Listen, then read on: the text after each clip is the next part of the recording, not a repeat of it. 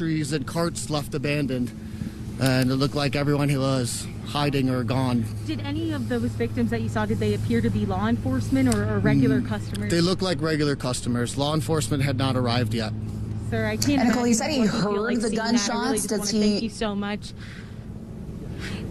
One more question. He did hear gunshots. He said he heard the gunshots. Did he say what path does he think the gunman took? Does he think it was from the parking lot into the store? Can you spell that? Deanschiller. Do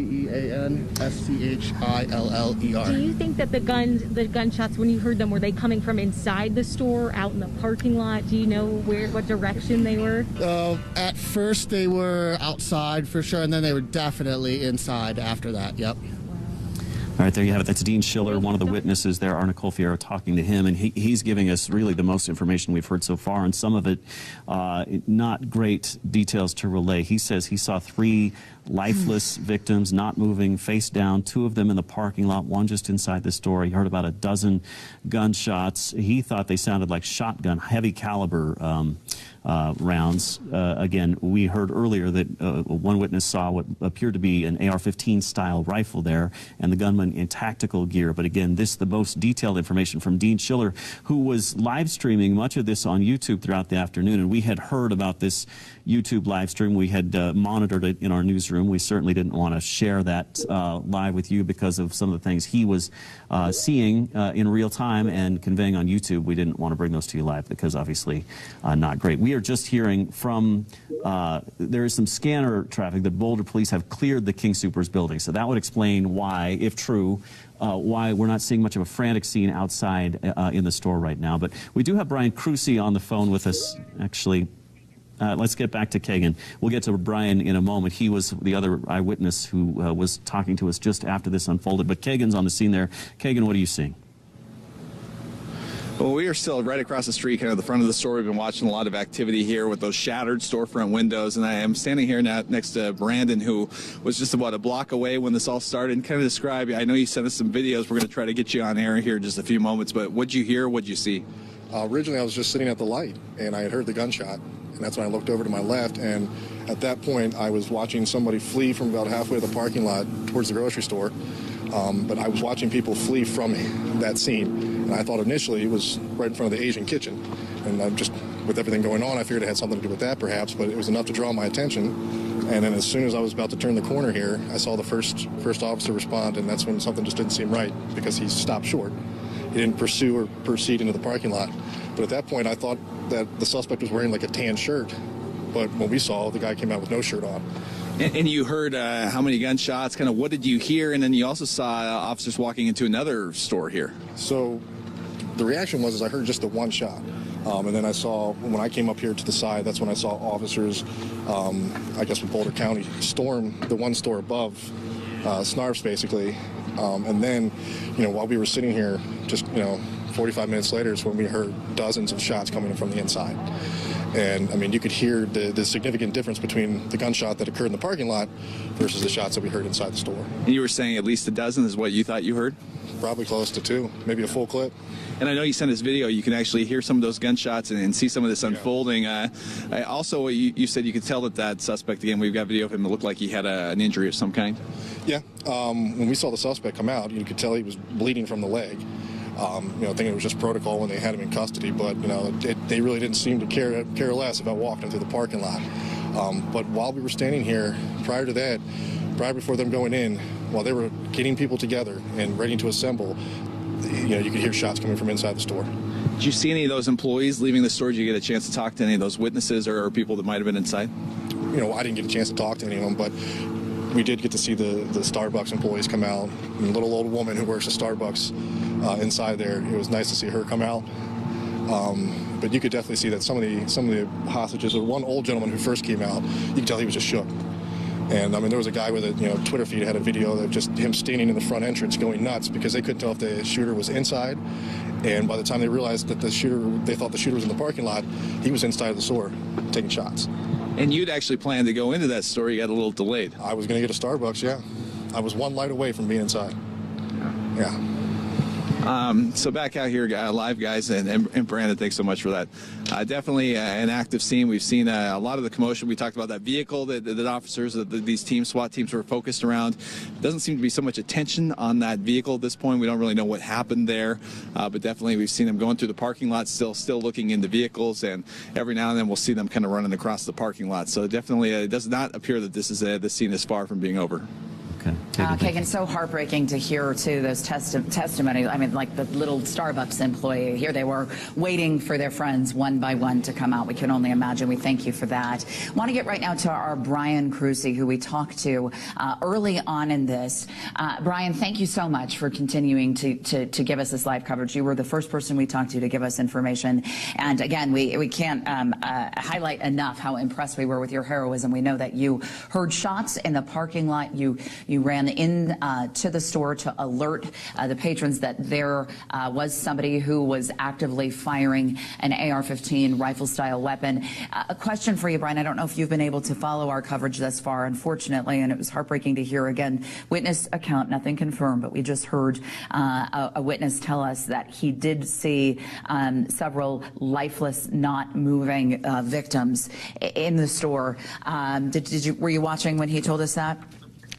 Yeah, I did hear that. It really was pretty disturbing to hear, because I just feel like I must have seen those people while I was in the store, because I was there at that exact moment when he started shooting. So I hope that it was just people that were lying down, ducking for cover, but to hear that is very disturbing. Hey, Brian, are you near a TV right now? I wonder if you can watch our live signal right now on Channel 31, because we're showing video of the man led away in handcuffs. He's shirtless. He's wearing shorts or underwear, it appears. He's got a really bloody right leg. He's hobbling. He's being taken away in handcuffs.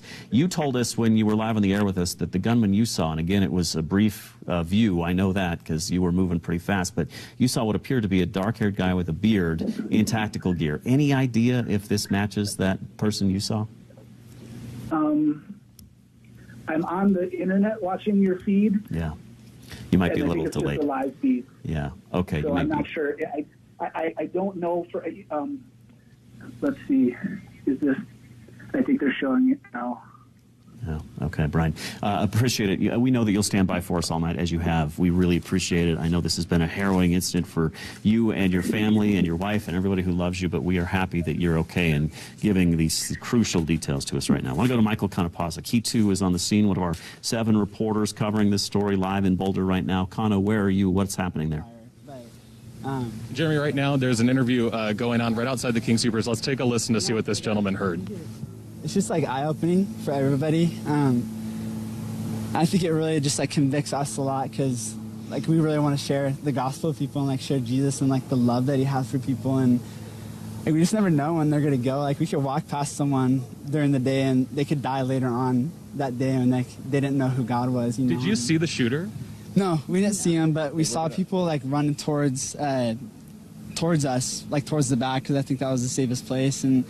But we did talk to someone that was at the front that had just walked in and saw someone go down. He said that he saw someone go down, and yeah, it's just a terrible thing. But what do you remember after the gunshots and when you were running out? What do you remember seeing?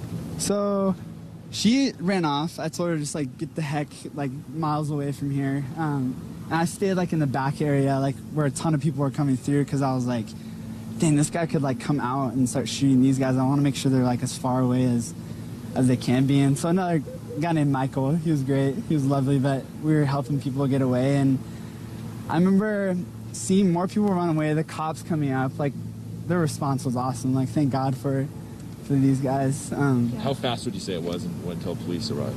It's probably like 2 minutes. 2 minutes. 2.5 minutes. Or maybe less. Yeah. Yeah, but yeah, we're just hoping that everybody really just has a moment to think about their hearts and where they're at with God, and just to know that like Jesus loves them. And how many injured? Crazy about them.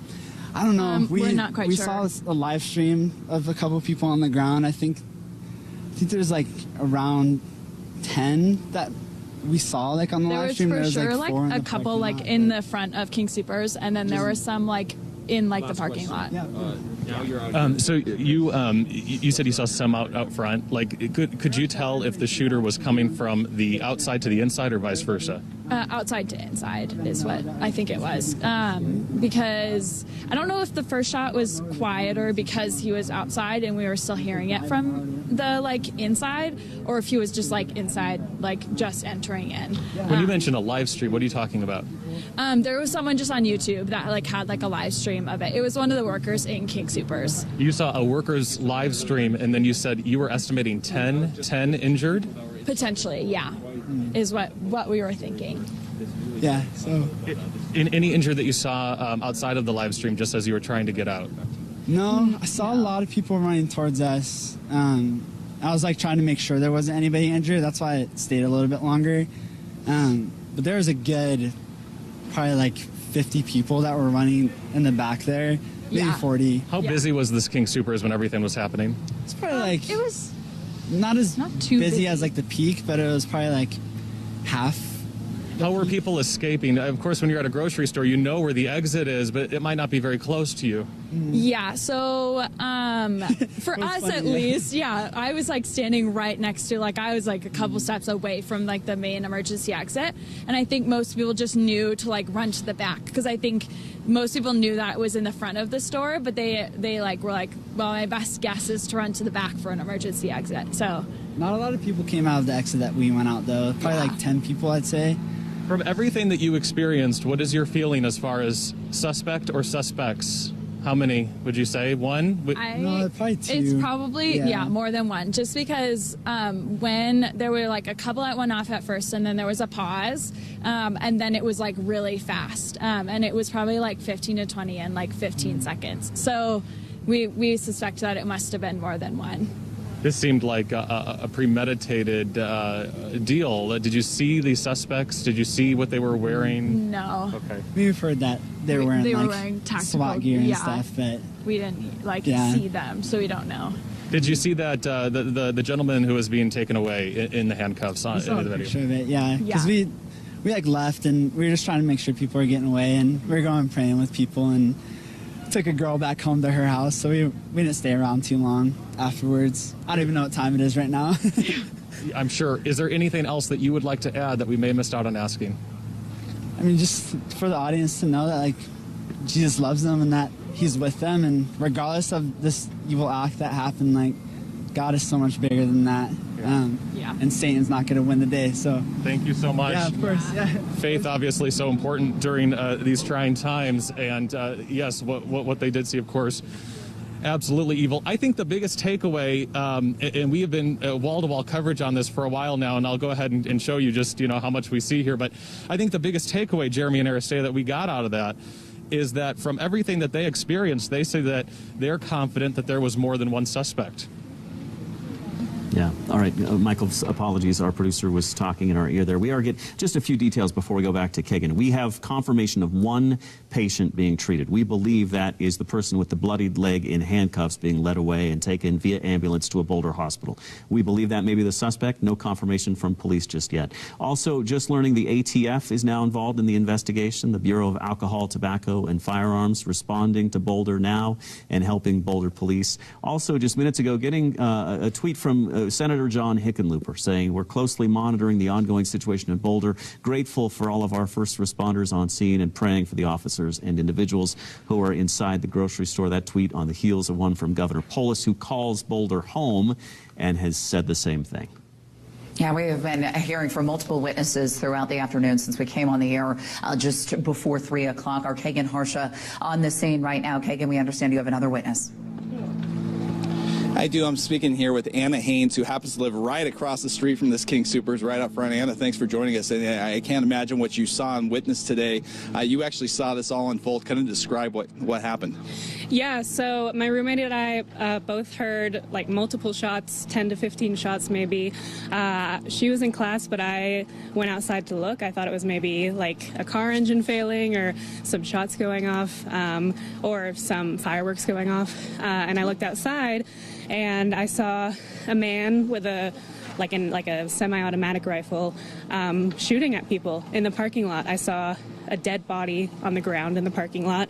I know he was dead because they took him away in a body bag a few minutes later when the police came, and he shot, I believe, at somebody going up the ramp to one of the doors of the King Soopers.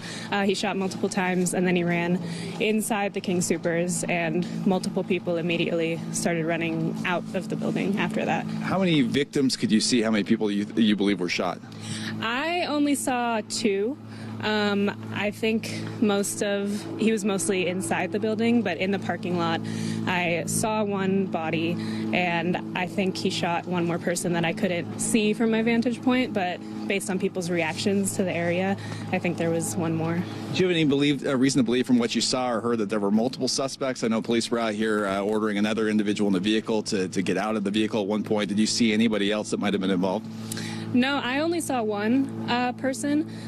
He, I believe, had a shirt on, like a jacket on, but I could be misremembering. But I only saw one person.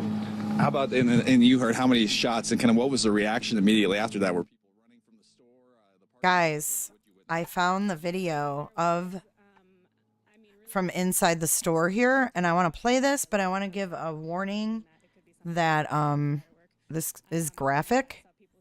But I want to go ahead and mute this newscast and play this. So if you don't want to see this, this is video from the King Soopers. Then you might want to exit the stream.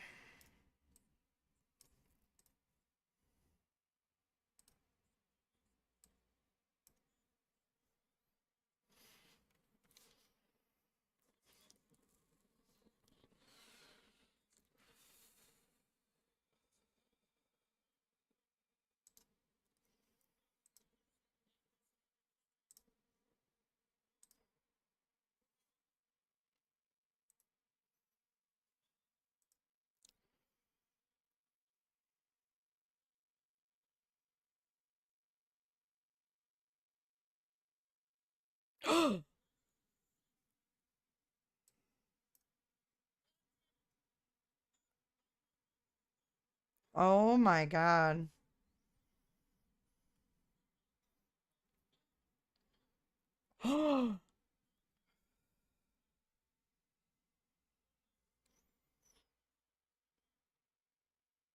What is that old guy doing?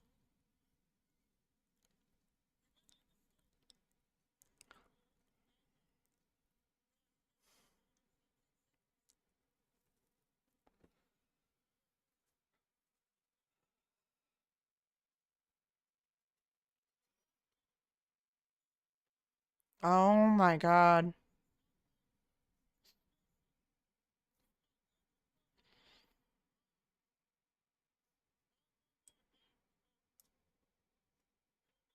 Oh, wait.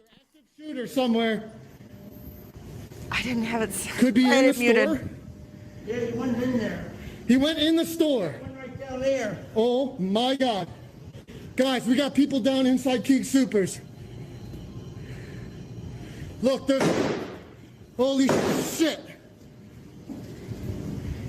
God damn it. We need 911 here now. We're at King Soopers in South Boulder. Table Mesa. We've got injured parties on the ground. 911 now, people. We don't know if there's a shooter, active shooter somewhere. Could be in the store. Yeah, he went in there. He went in the store. He went right down there. Oh my God. Guys, we got people down inside King Soopers. Look, there's... Holy shit. God damn it. We need 911 here now. We're at King Soopers in South Boulder. Table Mesa. We've got injured parties on the ground. 911 now, people. We don't know if there's a shooter, active... I'm going to go to his Twitter. Hold on. Okay, so scanner traffic is saying 1 hour ago, 6 deceased plus the officer, but that was scanner traffic and unconfirmed. 37 minutes ago, report of 7 deceased. Oh my gosh. At a supermarket shooting in Boulder, Colorado, a bloodied possible suspect was led to an ambulance in handcuffs.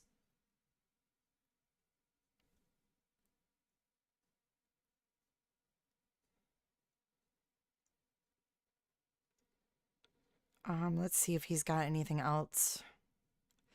Possible suspect, that was an hour ago. Here's another video. Hold on a sec. Let's watch this. And then we'll go back to the live feed in just a second. Twitter is always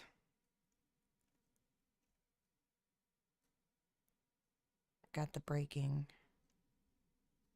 Okay, here we go. There's the shooter.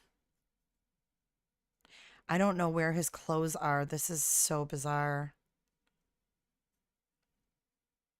And then here's another video this guy took. Let me turn the sound down. Hold on.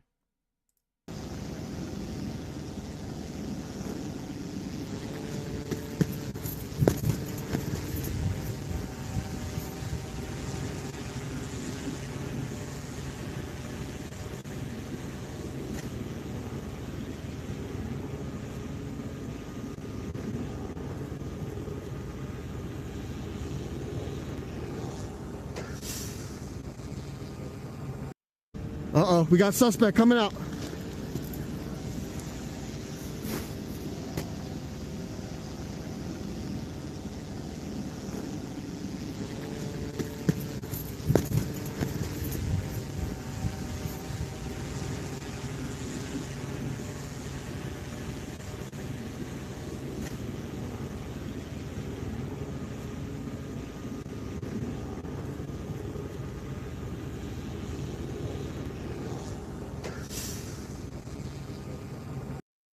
Uh-oh, we got suspect coming out.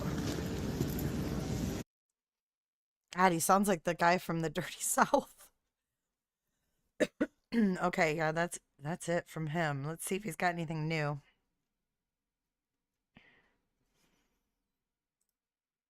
Let me refresh.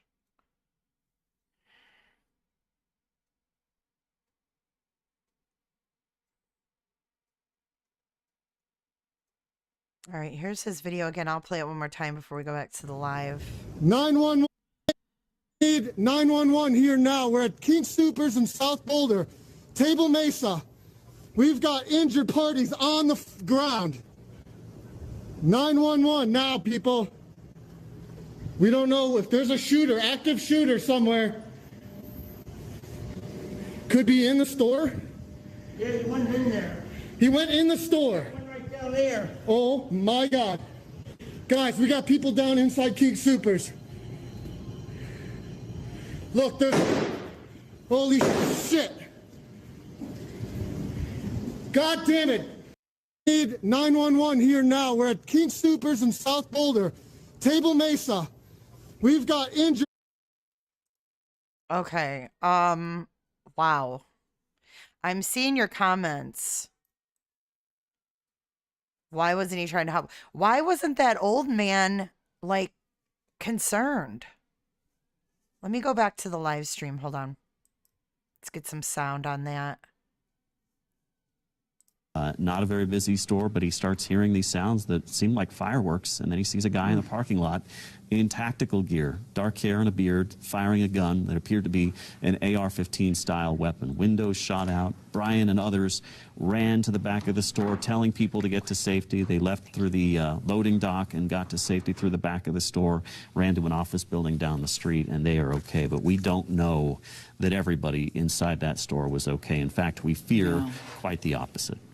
Yeah, we certainly do. In fact, hearing from a witness just about 10 minutes ago that he did see 3 lifeless people, his words, that certainly made our heart sink. And in fact, we had Brian on the phone right after that witness account. And Brian said to us he couldn't believe it hearing that. He doesn't know, maybe he passed that scene, and just with the adrenaline pumping, he wanted to warn those that were shopping to get out as quickly as possible, confirming that, yes, there is somebody with a gun, having seen the man that he saw shooting at that AR-15 weapon.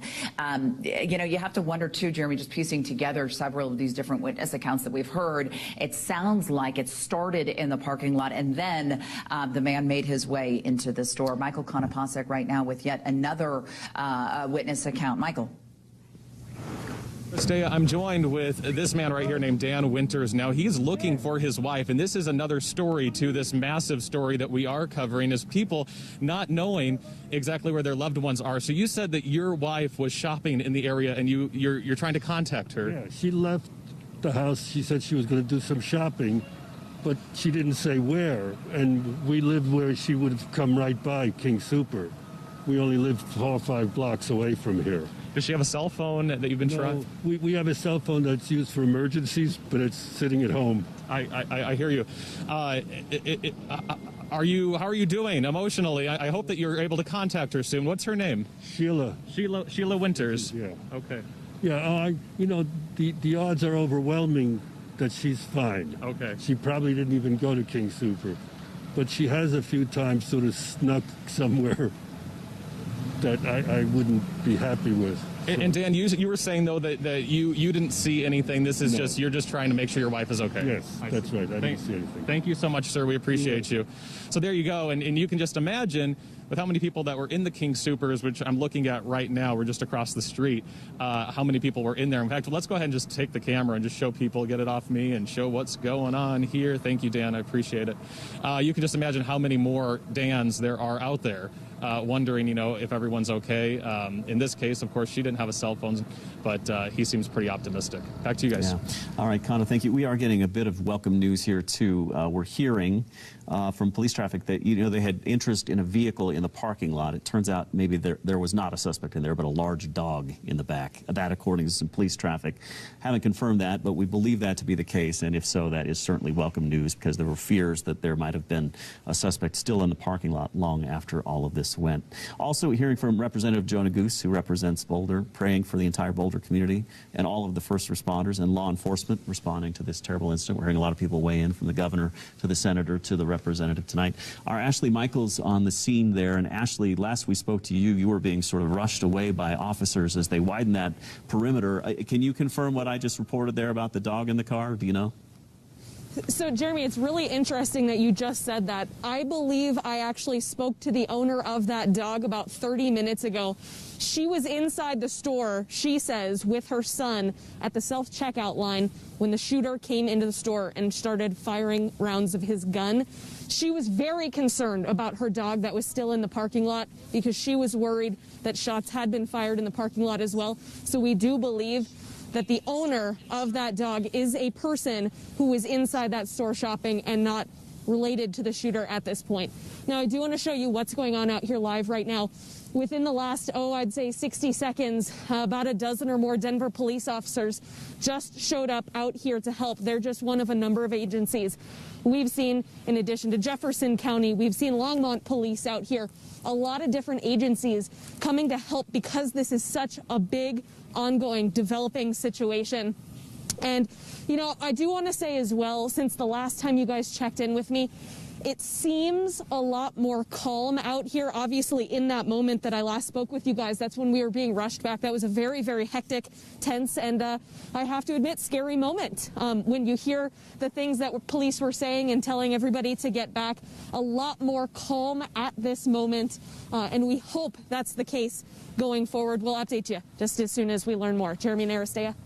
Yeah, such a frenetic scene when you were talking earlier, Ashley. It's certainly good to see that things have calmed down a bit. And we know it's just before 5 o'clock when a lot of you are tuning in, so we're going to give you a recap here as we take some scene video. Several different police departments and emergency personnel on the scene of what was an active shooter situation. As Ashley and several of our other reporters have detailed, things do seem to have calmed. We are awaiting official report. This is at the King Supers at 3600 Table Mesa Mesa Drive. I've been hearing from several different witnesses on scene today saying that, one of them saying that they saw several lifeless bodies on the ground. Again, still working to confirm that. Also unconfirmed reports that officers may have been involved and possibly shot. This is all things we're working to confirm. We did confirm with one of the area hospitals that one person has been transported to the hospital. Their condition unknown at this point, but hoping to get official word here momentarily.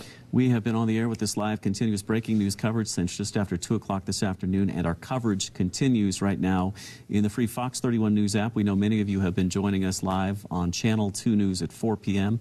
So we ask that you turn over to our news partners, Fox 31. For those who are watching currently on Fox 31, stay right where you are. Again, our continuous breaking news live coverage continues of this active shooter at the King Soopers on Table Mesa in Boulder. Stay right here. Breaking news coverage continues now.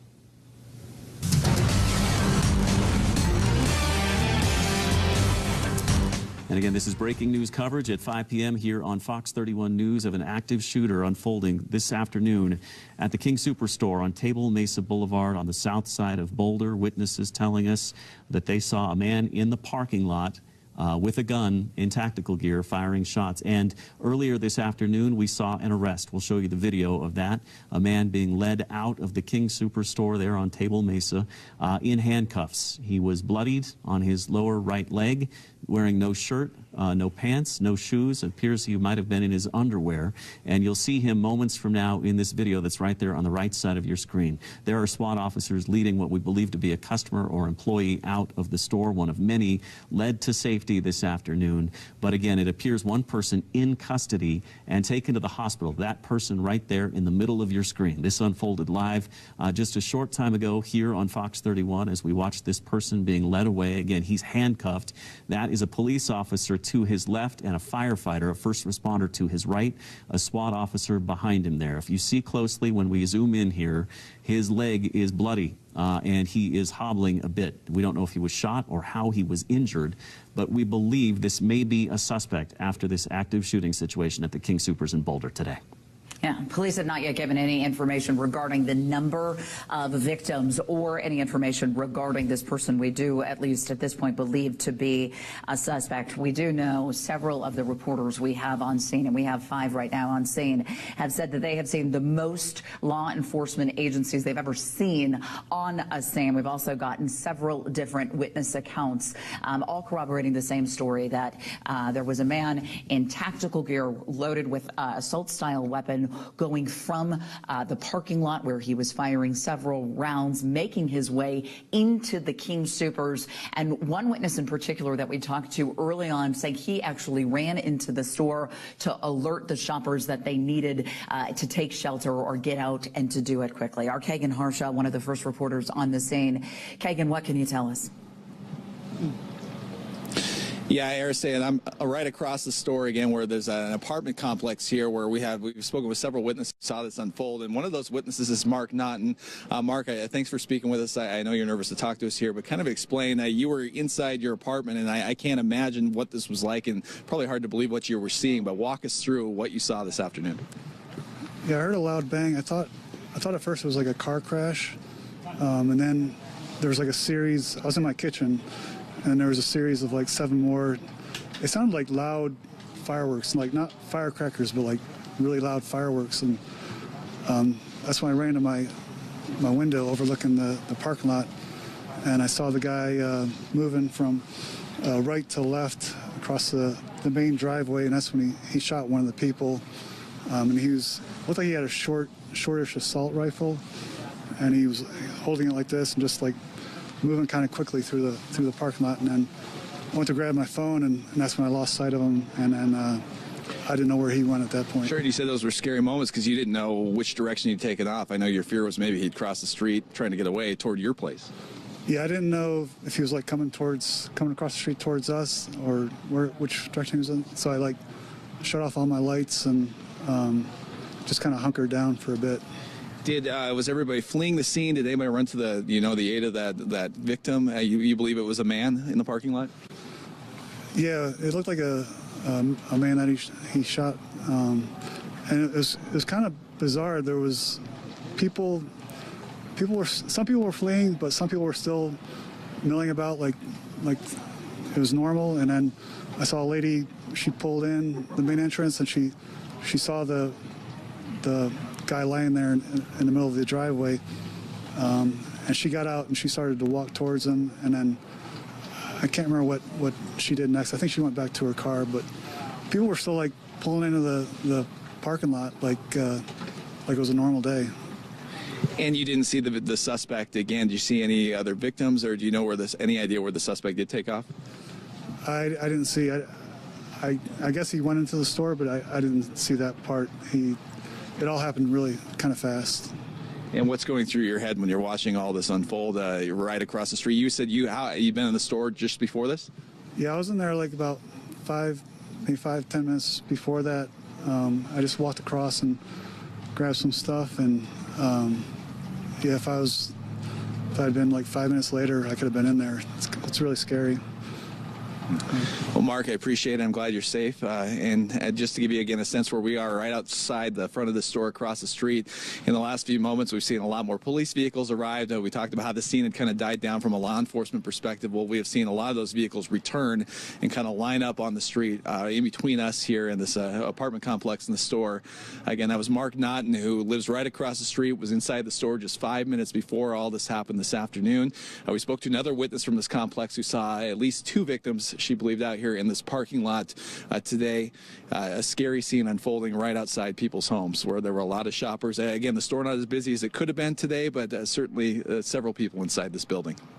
There were, Kagan, thank you, both of your witnesses echoing what another witness, Dean Schiller, told us. He was live streaming on YouTube as events unfolded this afternoon. He says he saw 3 lifeless bodies, not moving, face down, 2 of them in the parking lot, 1 inside the store. And this scene from earlier today, devastatingly familiar to those of us here in Colorado who've been a while and have covered more than one active shooting situation. We see people being comforted on the sidewalk just outside the store. We believe these to be customers, employees, perhaps a pharmacy tech who were inside the store when all of this happened, them crying, shedding tears over what they saw and how they had to escape. But here they are being draped in blankets to try and keep them warm as they waited to give their account of what happened. We did just get a tweet from the union representing King Soopers workers. They say Local 7 closely monitoring the unfolding events at the store there, number 33 in Boulder. We're praying all the grocery workers and shoppers today, including our 32 members that work at this store, are safe and unharmed.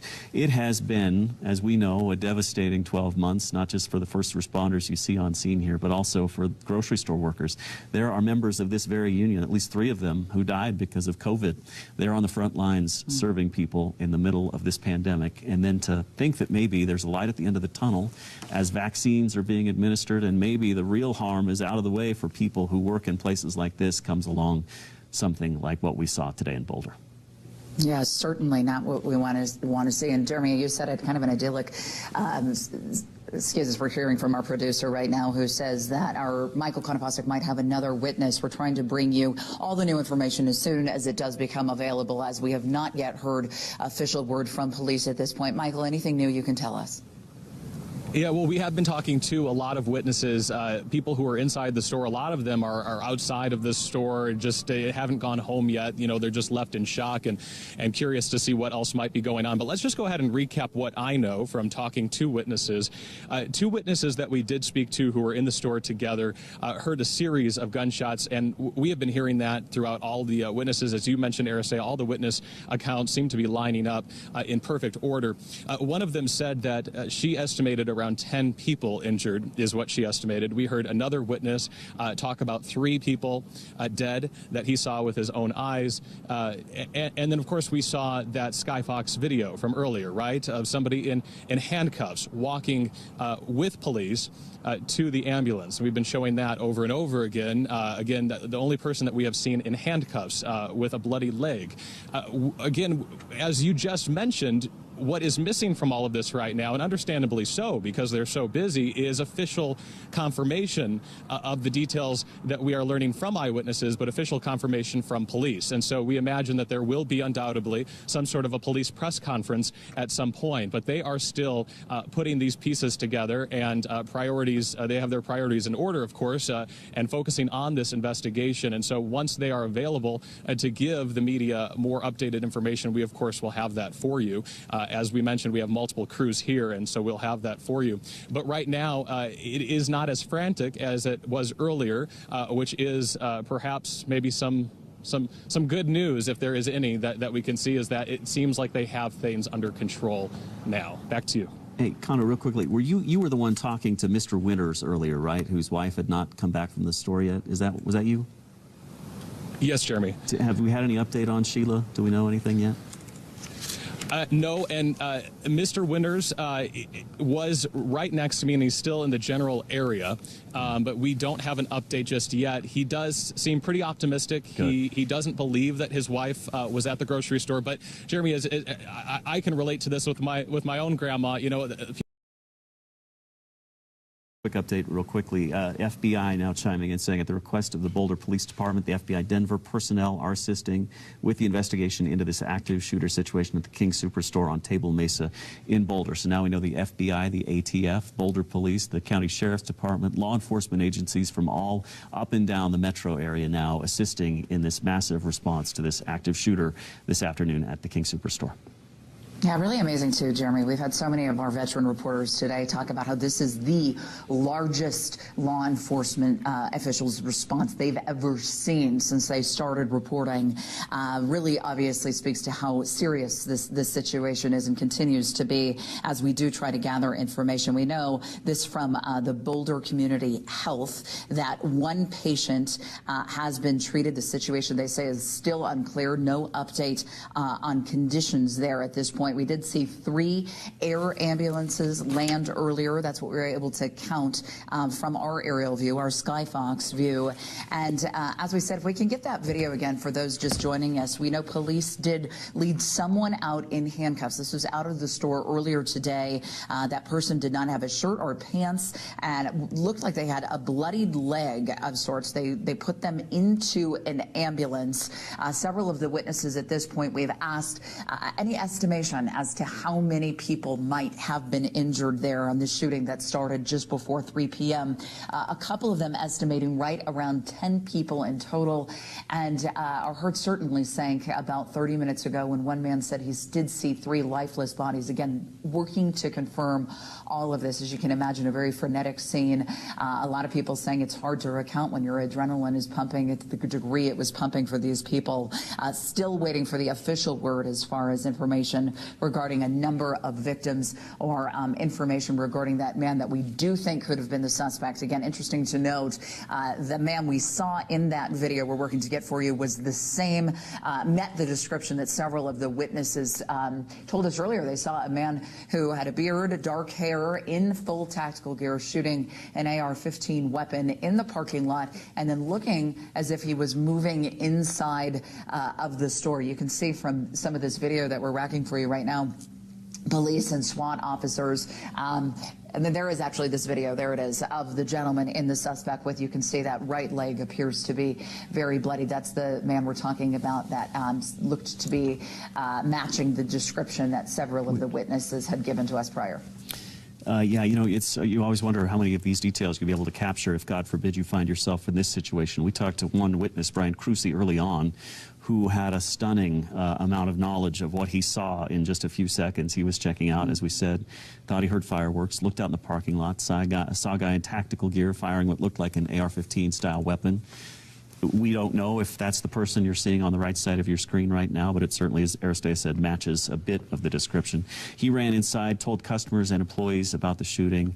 Brian, I'm talking about now. He told others to get to the back of the store. They got out through the loading dock, ran to a fire station in the down the street to an Edward Jones office where they sought safety and have been for most of the afternoon, like several witnesses, getting out of the building safely. But the big question tonight remains how many did not get out of that building safely. And there there is a real lack of confirmed information right now from Boulder Police. We know they're busy. They are continuing to investigate. They promise an update soon as they can. We understand that an emergency notification just went out by Boulder Police in the area near 17th and Grove. They're telling people to shelter in place while they respond to the report of an armed, dangerous individual near 17th and Grove. Do we have that shot, even though I know Courtney's not dialed in yet? Can we take that shot, Lauren? If so, let me know. But we do have a reporter near that scene. Again, here it is right here. And we should probably back off. If they could zoom out a bit, we don't want to give away their tactical plan. But we do know that the emergency notification just went out. Boulder Police asking people near 17th and Grove to shelter in place while they respond to the report of an armed, dangerous individual. Let's just get a shot of a cop car or something if we can, or just a generic shot of that neighborhood. We can see police gathered nearby, and they do have people sort of pushed back a bit. Apologies. We're trying to do the right thing here and certainly not give away police tactical information. But again, that was the scene from 17th and Grove, where an emergency notification just went out. Boulder Police asking people near that area to shelter in place while they respond to the report of an armed, dangerous individual. The police department is investigating to determine if it's related to the King Soopers shooting. Yeah, we know there's so many agencies on the scene. FBI Denver, at the request of the Boulder Police Department, assisting with the investigation. It does look like that scene is not far, so a bit reassuring to know that there are so many law enforcement officials that are in the area that can respond quickly. Amazing, though, Jeremy. Really, we've covered several of these in the past 8 years that we've worked together. This situation really seems to be developing. It didn't seem to be one that has wrapped quickly. I mean, we came on the air just before 3 o'clock, and it just continues to develop as the minutes go on. Businesses put on lockdown. Then they had reports potentially of a second person that did turn out to be unfabricated inside of a car. But now this scene they're looking into. Yeah, you know, and I think that's what's so striking, Air State. We talked about it. We have reporters here who sadly have covered several of these, dating back to Columbine, and then you have the STEM school, and you have the Aurora Theater shooting, and there have been no shortage of these sorts of situations in our state. Yet, having covered all of these, some of our reporters say that what we saw unfold here in Boulder today was the most frantic, urgent sort of situation they'd seen. Yet that's really saying something. And I still think it's sort of stunning to see, you know, this scene from Boulder just a minute ago. You saw that iconic backdrop of the flat tops. Yeah, I'm sorry, flat irons. My apologies. Yep. We have flat tops over in Glenwood Springs. Got it wrong. But you saw the flat irons there off in the distance on this snowy spring day. And you see this large police presence with these officers from all over the place. And I don't equate this sort of scene with a place like Boulder. I think most of us don't. These things can happen everywhere, and we've certainly seen that here in Colorado. We do want to go back. We do have our Courtney Fromm. I'll take it, Jeremy. Courtney Fromm available right now on that scene we just brought to you, where police are asking the residents to be on lockdown. Courtney, what can you tell us? State. It's a very active scene here. It's actually kind of quiet. They had police push us back a little bit here on 17th. I'm going to give you a look at what's going on. You can see there's a condo complex right here behind me and several SWAT members. I know we're not going to zoom in too much just to be careful and safe, but several SWAT members, about 20 arrived probably about 5 to 10 minutes ago. They've been banging on the door, asking whoever is inside to come out.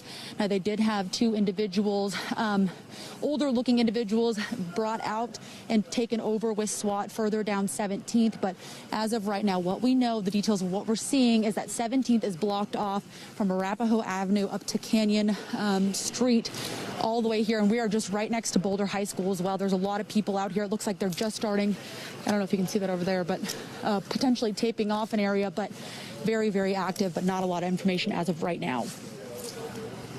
All right, Courtney, thank you so much. Again, Courtney there at 17th and Grove, where just minutes ago, an emergency notification went out from Boulder Police asking people near this neighborhood, 17th and Grove, to shelter in place while they responded to the report of an armed, dangerous individual. The police department investigating to determine if it's related to the King Soopers shooting. Again, this is 17th and Grove there in Boulder. We're just getting word of a news conference about a half hour from now at 5:45. It'll be at the Whole Foods grocery store just up the street there from this one off Table Mesa, where we hope to learn more details, because again, the only detail that we have really from Boulder Police at this point was that first tweet that went out earlier this afternoon saying that there had been an active shooting situation there at the King Soopers on Table Mesa.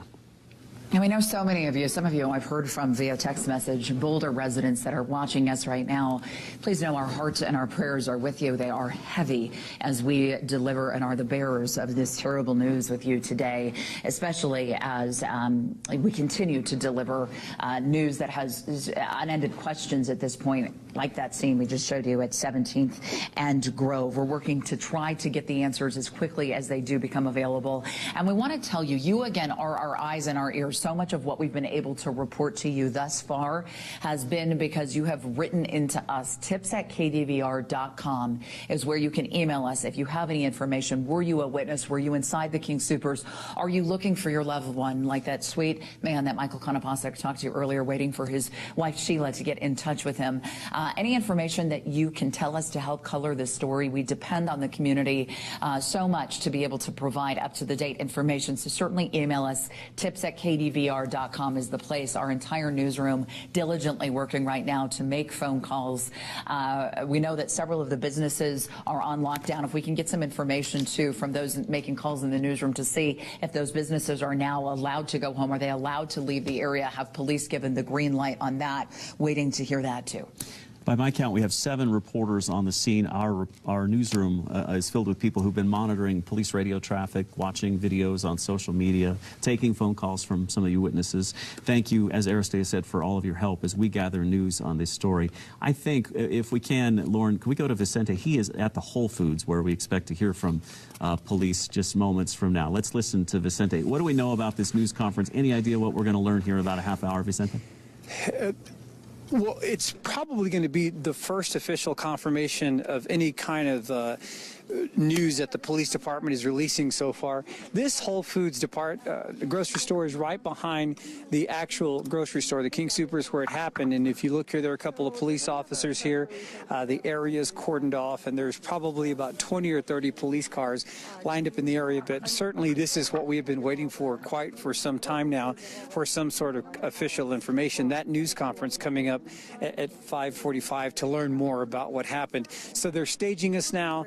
And this is where we'll get that first official confirmation of what happened this afternoon. But that's what I can tell you what's happened here so far. But just again, talking to several witnesses today, people were inside the store. They heard the gunshots, and we'll be getting that information shortly coming up at 5:45. Jeremy, Aristea. All right, Vicente, thank you. As reporters gathered there at the Whole Foods up the street from the King Soopers, where the shooting unfolded earlier today, back live to that scene of the King Soopers. Again, much less frantic than we saw a couple of hours ago, but it is a stunning sight when you see it from a different angle and you see what appears to be the front windows of the store shot out after this active shooter earlier today at the King Soopers on Table Mesa. Early eyewitness reports of a guy in tactical gear in the parking lot firing shots, and then later reports from witnesses of 3 lifeless people not moving, face down, 2 of them in the parking lot, 1 inside the store. And Jerry, Governor Jared Polis just releasing this statement within minutes ago on the Boulder shooting, saying, quote, "My heart is breaking as we watch this unspeakable event unfold in our Boulder community. We're making every public safety resource available to assist the Boulder County Sheriff's Department as they work to secure the store. I'm incredibly grateful to the brave men and women who have responded to the scene to help the victims of this senseless tragedy. This is very much an active situation. We continue to monitor it closely. We ask for your patience as law enforcement works tirelessly to secure the site. Right now, the biggest priority is to let law enforcement in the city of Boulder do their work to ensure the safety of those involved." Our Kagan Harsha on the scene right now. Kagan, you've been there from the very beginning, from before that person we believe to potentially be the suspect, the one we saw officers take out, apprehended. Describe to us the feel. Do things seem to have calmed? Does it seem like they have a handle on this situation? What are you hearing about potential developments at the 17th and Grove scene? Yeah, it's definitely much calmer out here than it was when we first arrived. When we first got here, we heard law enforcement officers, these SWAT teams kind of shouting in the parking lot, at one point approaching one of these vehicles in here, telling the person inside to get out. That was over a loudspeaker. Meantime, we were seeing multiple employees of this store being escorted, kind of rushed along the street here. They were all ducking behind vehicles to safety. We also saw customers walking out with hands on their head. We're seeing a fire truck pull up at the moment right now with a police car here, but still heavy law enforcement presence, dozens upon dozens of flashing lights. You can see here police vehicles.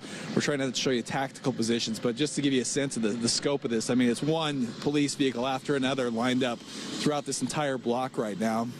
And what I also want to show you, if this fire truck doesn't block our view here, is we're now getting a look inside the store. You can see kind of just the checkout aisles here, just empty, nobody obviously there. We're told that the front of the windows that were knocked out here, that wasn't from gunshots, that was from the SWAT teams trying to gain entry to the building. So they knocked those out, from what witnesses are telling us. But you can see into this store where we've heard from witnesses frantic moments. We talked to a witness earlier when we first got on scene, talking about everybody hitting the floor, running for cover, and other witnesses describing a completely different scene out in the parking lot where folks didn't know what was going on. There's an active shooter out here firing a weapon, and people were still pulling into the parking lot and getting out of their cars nonchalantly, not realizing the danger they were in at that moment. We also talked to Mark, who you just heard from a short time ago when we were here. He lives right across the street. He also, after I got to talk with him on air there, he told me that his neighbors right below him actually happened to work over here at the King Soopers in the sushi department. He hasn't been able to talk to them. He's hoping that they're okay. And if you have a loved one who's an employee at the store, we do want to point out most of them were rushed to safety in vehicles and bussed out of here. So they were interviewing, talking to police. There may be a delay in getting to their loved ones, because I know police were trying to conduct interviews with a lot of these workers as they were rushing them from the scene and into safety, along with a lot of these customers. Again, all of them walking out of the store with their hands on their heads. I think at that point, law enforcement just trying to make sure that there were no other suspects involved, and we're still kind of awaiting word on, this law enforcement presence here. And I think that's the big talk of all these neighbors, is why we're seeing so many of these officers still out here at several hours later. What is still a very active scene, guys. Yeah, I can't imagine what is going through the minds of those people who haven't heard from their loved one who may have gone to the store earlier today, although sadly that is a feeling that a lot of Colorado families can relate to based on our past experience. But we do know that there are reports of 3 people down earlier. This from Dean Schiller, an eyewitness, he says, and he YouTube live streamed a video showing 3 people lifeless, not moving, face down, 2 of them in the parking lot, 1 inside the store, just after this all unfolded a little while after 2 o'clock this afternoon at the King Soopers on Table Mesa there in Boulder. Yeah, interesting, too. That was the first that I had heard so far, Jeremy, from any of our reporters about the fact that they actually bussed several of these King Soopers employees out to a safe location. I'm wondering if we can get the name of that location so we can talk to some of those employees and potentially bring them on air. If you are one of the loved ones sitting at home watching us, awaiting word, perhaps we can help be the bridge there. So if our news team can work on that, that would be great. But interesting, a lot of them probably didn't have access to their cell phone. You have to think when they were being ushered out, they heard the gunshots, they took shelter, SWAT teams came, told them to put their hands above their head, escorted them out. This probably all happened relatively quickly, and they've been unable to contact their loved ones. So we will work hard to get information regarding that. And as all of this unfolds at the King Soopers there on Table Mesa, not far away, another scene, 17th and Grove, where Boulder police sent out an emergency notification to people asking those who live nearby this residence here at 17th and Grove to shelter in place while they responded to the report of an armed, dangerous individual. Police department investigating to determine if it was related to the King Soopers shooting. You can see they've roped off a big section of that street near 17th and Grove. They've pushed back reporters, neighbors, and bystanders to keep them away. And we did see SWAT officers near the front entrance to one of those townhomes not too long ago. There appears to be a neighbor checking out the scene right now. But again, this 17th and Grove, where emergency notifications just went out moments ago to shelter in place as police investigate this scene and try to figure out if it is at all related to what happened at King Soopers. Yeah, and we, again, are awaiting a press conference. For those of you who are almost to 5:30 here who are just joining us, 5:45 at the Whole Foods, where we will hear for the first time any word from authorities who, as we've said multiple times, have clearly been very preoccupied here trying to apprehend the suspect or potentially suspects that were involved. And if you are just joining us right now, we want to let you know we did hear from Boulder Community Health with 1 confirmed patient. That's the only confirmation we've gotten. We have no report on the situation or the condition of that suspect. We know 3 air ambulances did land nearby, and we did see earlier police leading someone in handcuffs. That was the only person we saw led out of the store with handcuffs, at least from our aerial view. That person without a shirt or pants, very peculiar, with what looked like a bloodied leg, put them into the ambulance.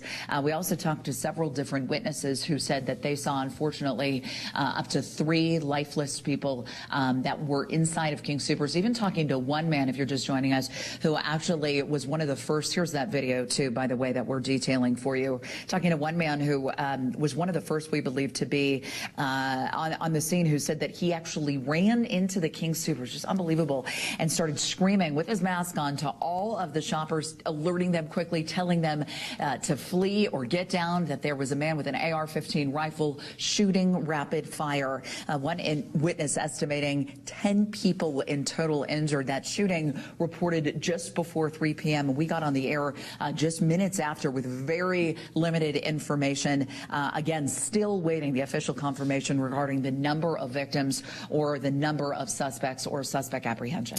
Well, and we have to say that, candidly, it's a bit discouraging to see that we know that 3 air ambulances landed near the scene and they have not taken off, and they have not transported any victims from this hospital as far as we know. Yeah. In fact, one confirmed that they had not transported anybody. The only person we know of that's been treated is, we believe, this person that you're seeing right now on the right side of your screen, which may well be the shooter. We don't know, but you know, logic would tell you this is a person in handcuffs and that bloodied leg, and he was taken to Boulder Community Health earlier. And they're now saying that they believe he is the only person that they will receive today from the King Soopers shooting. That is from Mitchell Byers at the Daily Camera up in Boulder. So, again, on one hand, you'd like to think that perhaps this is the only casualty, but based on eyewitness reports, we just don't believe that to be the case, and we're waiting for confirmation from police in about 15 or 20 minutes now to get some more details about that. Yeah, one of the things, too, so many of our reporters have spoke to is the dozens of emergency response vehicles that have just been lining the streets around this King Soopers as police responding to this active shooter situation. They said that Greg Nieto, who's been a veteran reporter for us for 25 years, just really stuck out to me. Jeremy earlier said, this is the biggest police presence that I have ever seen. What continues to be a developing situation as well. Our Nicole Fierro is one of the reporters on scene who's talked to several different witnesses today. Nicole, any other color you can give us from any of those witnesses about what potentially could have happened inside that building around 3 o'clock? Yeah, what we're seeing right now is police presence starting to leave. We've seen several ordinary cars also come out of here, assuming those were people stuck in the parking lot. Now, we also are seeing some police come back and forth. We don't want to show their location for safety reasons, but certainly eerily quiet here at the moment. Everyone just wondering when we're going to get an update, what's going on, if their loved ones were in there, are they okay? Just, you can't imagine what local people are coming and feeling right now. Every person that we spoke to that was either in the parking lot or that was nearby, they said this is the local pharmacy everyone goes to. This is the grocery store. Everyone knows someone. Everyone knows an employee there. So everyone's just so heartbroken and upset that this happened. We heard live earlier, I was interviewing a man who said he saw 3 people lifeless laying there, heard all of the gunshots.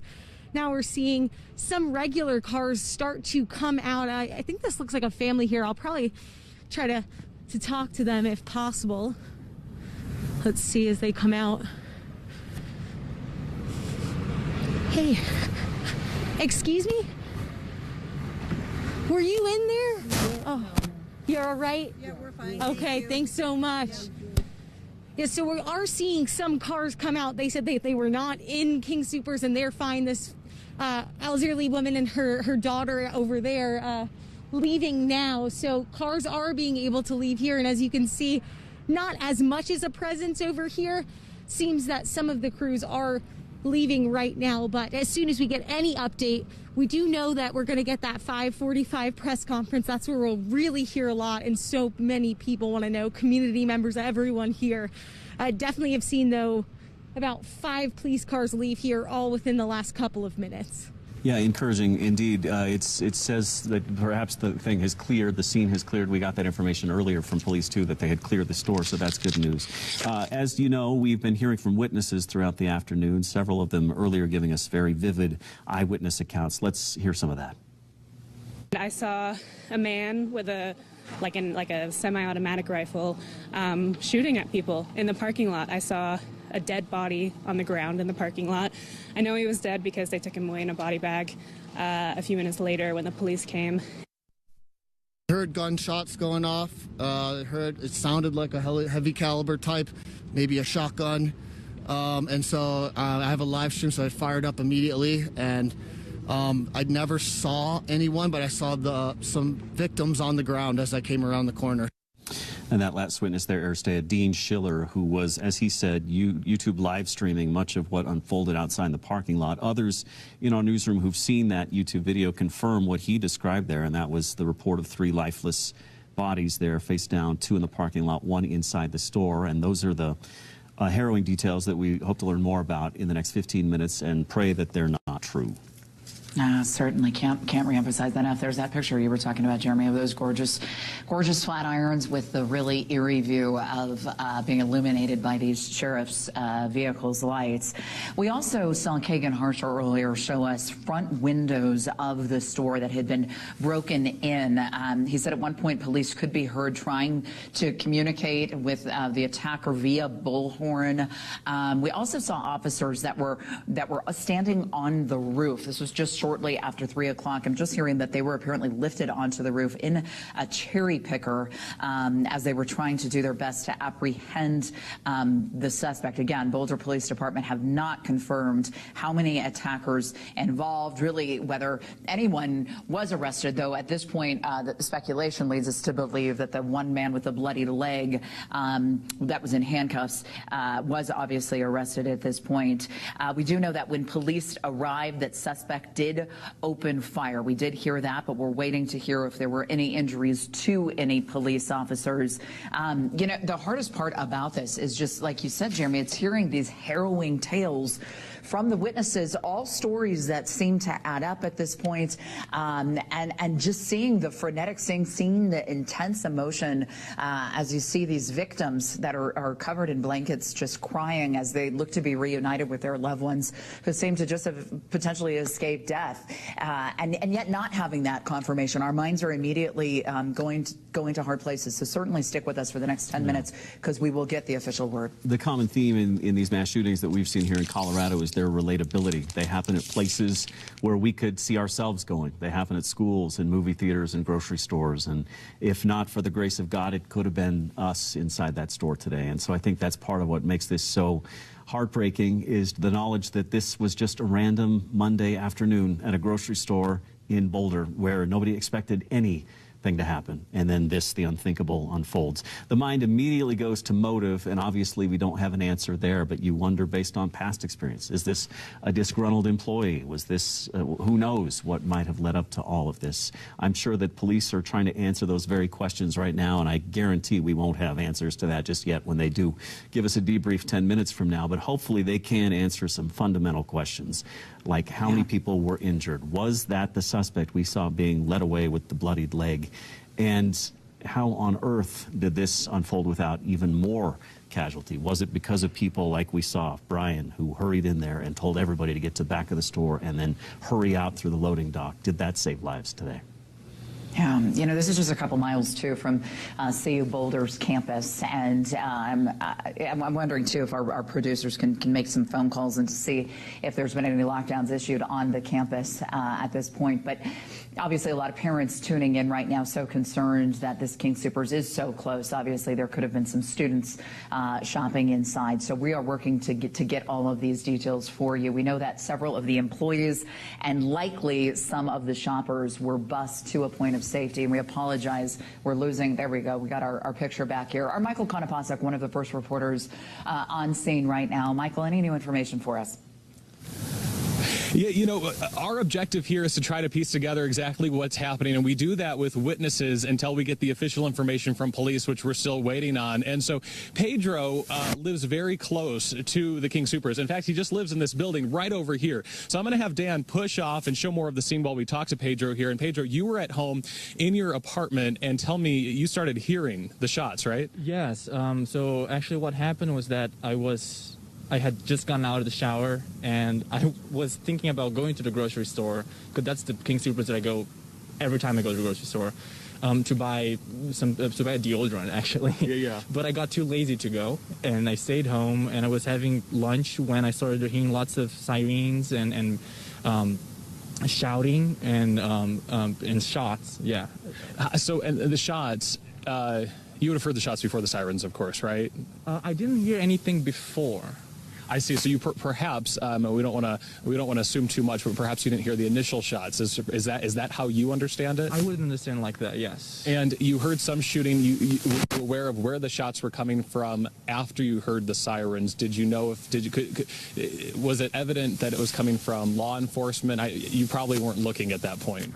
I mean, I was having lunch at that point, and everything was very confused because I was hearing lots of things at the same time. I was hearing the sirens and then that was the point when I heard a couple of shots. Now, you also told me before we took this live shot here that you saw what we saw from Sky Fox, which was a man in handcuffs and a bloody leg. But I just want to make sure that I want to see if you saw anything that perhaps we didn't see. And so tell us what you saw from the beginning to end when it comes to that man in handcuffs. Yeah, so what happened was that at that point already I was texting my family, and they already knew, and they were texting me to see if I was okay. So I came outside to take a look at what was going on, and the same people that were over here, we were standing, and then I think that was the first time when somebody came out of the grocery store, and I remember I saw I think 2 police officers and the guy in handcuffs. I didn't see if he was in handcuffs, actually. I knew he had his arms in his back. I thought that he didn't have any handcuffs, actually, because what I thought was really weird is that he was shirtless. He had very short shorts, and he didn't have any shoes on. But were you close enough to hear any words exchanged between law enforcement and that person who was in handcuffs? No, not that, no. Later on, so what was interesting is that we thought that at that point that they had caught the shooter, but after that, the police officers were still in the area, and then they started saying surrender to somebody in the grocery store. So anything else that you witnessed that you think we should know? I don't think so. I think that was all. Unfortunately, fortunately I wasn't there, but I could see this. Yeah. But Thank you, Pedro. We appreciate it. Have a great day. Thank you for that information. So, and we've heard that before from other people as well. I was just about to go into the store, and I saw the commotion, or in Pedro's case, he lives at these apartments just on the other side of the street from the King Soopers, and he just told us he was about to go in there, but he was feeling kind of lazy and decided he didn't want to go right at that moment, and thankfully that was the case for him. Just another eyewitness and what he heard and what he saw. As we continue to piece this all together. Back to you guys. Yeah, many thanks, Connor. We're glad he's safe and well. We are just getting word from University of Colorado Boulder. They're canceling all classes from 5:30 onward tonight. So basically no night school at CU Boulder tonight in light of what's happened. Again, just a short distance from the CU Boulder campus here at this King Soopers store. This is video from earlier as we saw employees. These look like pharmacy techs even. The very people administering COVID-19 shots to people being led to safety after the last danger they expected to face going to work today. And Jeremy, I would just piggyback too, for parents and students alike, you can visit alerts.colorado.edu for updates as well. They will expand on the classes that are being canceled at 5:30 and later. So if you want all the latest information regarding your students, you can certainly receive it there. We're also working to send reporters right now to the area where some of those employees may have been bused to safety, likely some of those pharmacy technicians that you see right there. Still amazing to see, Jeremy, how many of those law enforcement vehicles are still on scene right now. And really interesting, too, our Kagan Harsha kept talking about how the perimeter of the scene has only expanded here. So they're certainly doing a wide-scale investigation.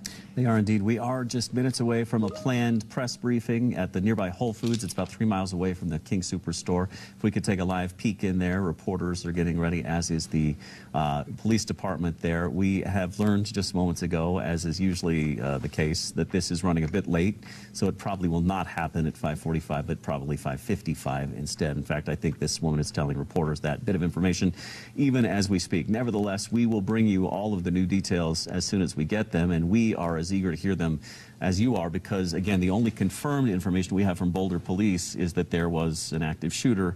That tweet coming out 2 hours ago, and that's the last sort of official word from Boulder police on this incident. Although, again, just a short time ago, we know there were reverse 911 calls in the area of 17th and Grove as they told people to avoid that area, get out of the area, shelter in place as they responded to the report of an armed, dangerous individual. Jeremy, right as you say that, of course, too, Boulder police tweeting this. Briefing to begin at 5:45. We will live tweet from the briefing. They say this is your chance to hear directly from first responders. Lots of speculation and some incorrect information that's out there on social media right now. So as always, be a little wary as you are looking to social media for the latest news. As soon as we get any official reports, we will typically push that information via text alert if you are signed up on our free KDVR app, and certainly you will find it here on KDVR.com as well. Yeah, we welcome their clarification because, again, we have not heard much at all, and obviously they've been quite busy dealing with this active scene. Again, they got some help from area law enforcement agencies, Denver police on scene, lots of other local law enforcement agencies, the FBI, the ATF also on scene, as is our entire team of reporters, including Kagan Harsha, who's still outside that grocery store. Kagan, anybody still around there? Police still leaving the scene?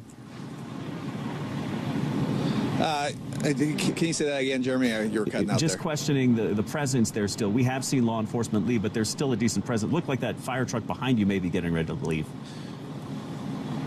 Yeah, there's an officer that just came over, was talking to these firefighters a moment ago. This is actually the only fire truck we've really seen on scene over the past couple of hours, mainly just police cars. And we'll kind of pan down and show you the big row of law enforcement presence out here. Again, not giving away tactical operations, because it does seem like this is a much more relaxed scene than it was most of the afternoon.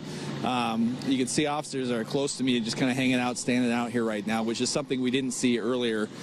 We saw a lot of officers around the building. At one point when we arrived on scene, there was actually a SWAT, armed SWAT team members on top of the roof of this King Supers. And that fire truck, as you mentioned, is driving away to a new location at this moment. So I'm able to hear a little bit better out here, but kind of a difficult scene for officers because they were quickly responding out here. Meantime, we've got lots of apartment complexes across the street, a residential area, and we had a lot of folks who were walking outside to see what was going on. And this was just moments after we had this the shots fired out here. I think a lot of folks heard those shots. They came outside to see what was happening, and because a lot of people pulling into the parking lot didn't know what was going on, there wasn't a lot of instant reaction commotion. It took people some time to process what was happening. Again, you can see the front windows to the building shattered, knocked out. Again, that was with the SWAT team trying to gain access earlier today. I don't know if we've gotten it on air yet, but a video where you can actually hear gunshots inside the store that was captured by somebody on a cell phone. And just chaos is what folks are describing out here as they were trying to run across the street to locations like where we're standing right now, not fully knowing what was going on, not knowing if there was a threat to nearby businesses. This Table Mesa shopping center has dozens of businesses. Right next door, there's a Snarf sandwich shop, which we know officers ran into. after the shooting happened. We're kind of zooming in on this area, but this is kind of there's a dry cleaners over there, an Asian restaurant, a Chinese restaurant, we believe, of some kind, liquor store. So this is definitely a very busy area. Typically at that time of day, people are starting to, think about getting home from work, and as the afternoon drags on, a lot more activity here. So the good news is this is a much quieter scene at this hour, but still dozens upon dozens of police vehicles, and should point out, when we drove up here from Denver, we were probably passed by at least 2 dozen of those police cars from the Denver area rushing to the scene this afternoon, guys. Yeah, you have to commend those law enforcement agencies, too, for reacting as quickly as they did. Really unbelievable to see the response so quickly. Kagan, we thank you. Nicole Fierro also joining Kagan Harshaw on the scene right now. Nicole, we understand you have a witness with you. Yeah. We actually are speaking right now with the owner of a restaurant right in this complex, trying to decide if he should open at least for the end of the week, trying to understand what's going on. He was here, heard shots. Walk us through what you went through. We were standing inside our restaurant, and we saw a bunch of police pull up. And we knew it was really serious because they were running with machine guns.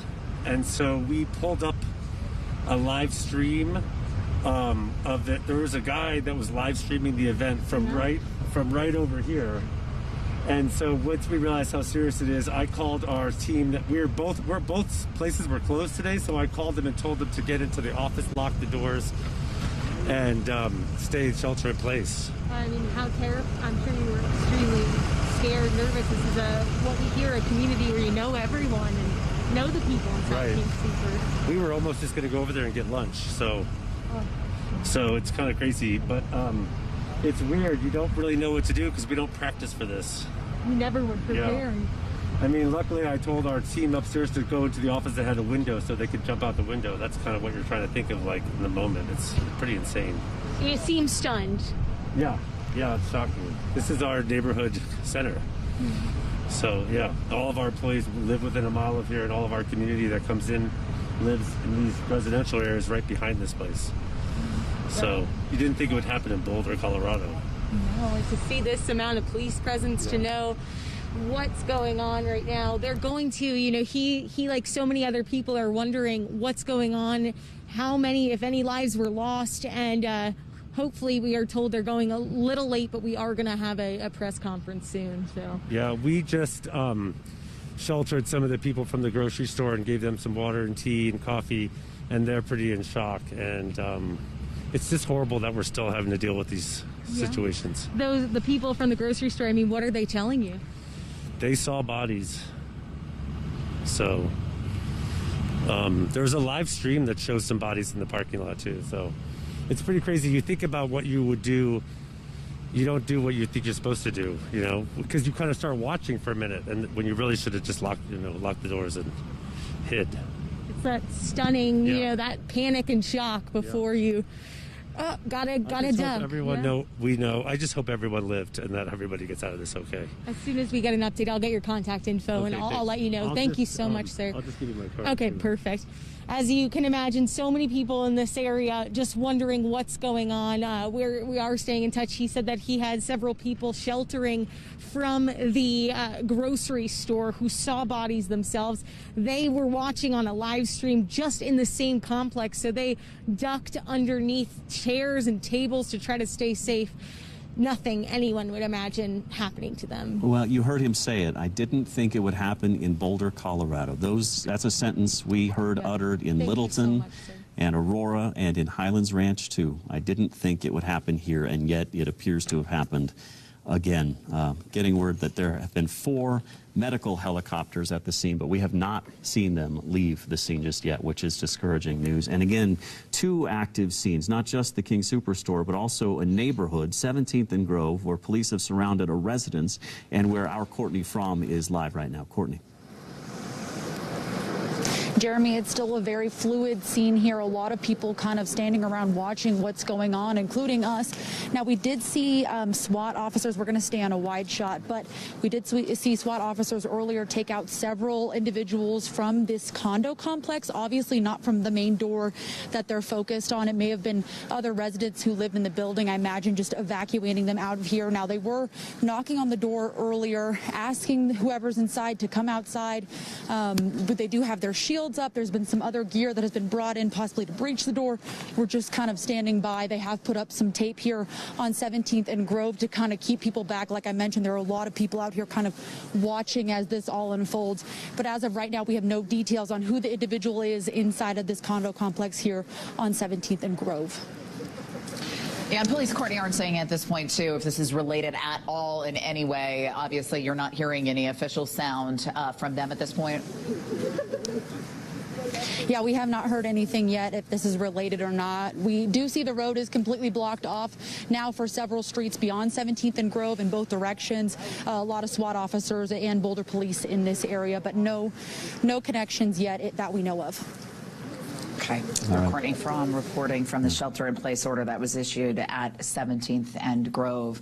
As we take you back to the scene at the Table Mesa King Soopers, again, awaiting that press conference 9 minutes from now. They did push it back, as is often the case with these things, as they do try to do their due diligence in gathering the information.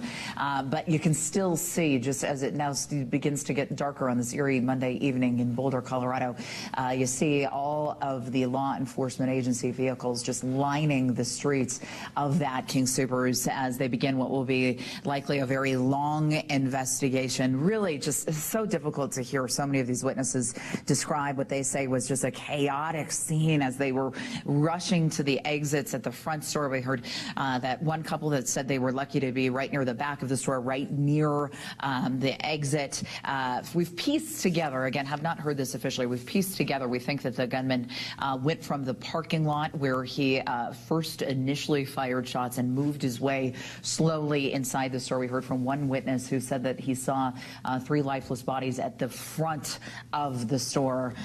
We also heard a witness telling local media the shooter wasn't saying anything either as he was opening fire.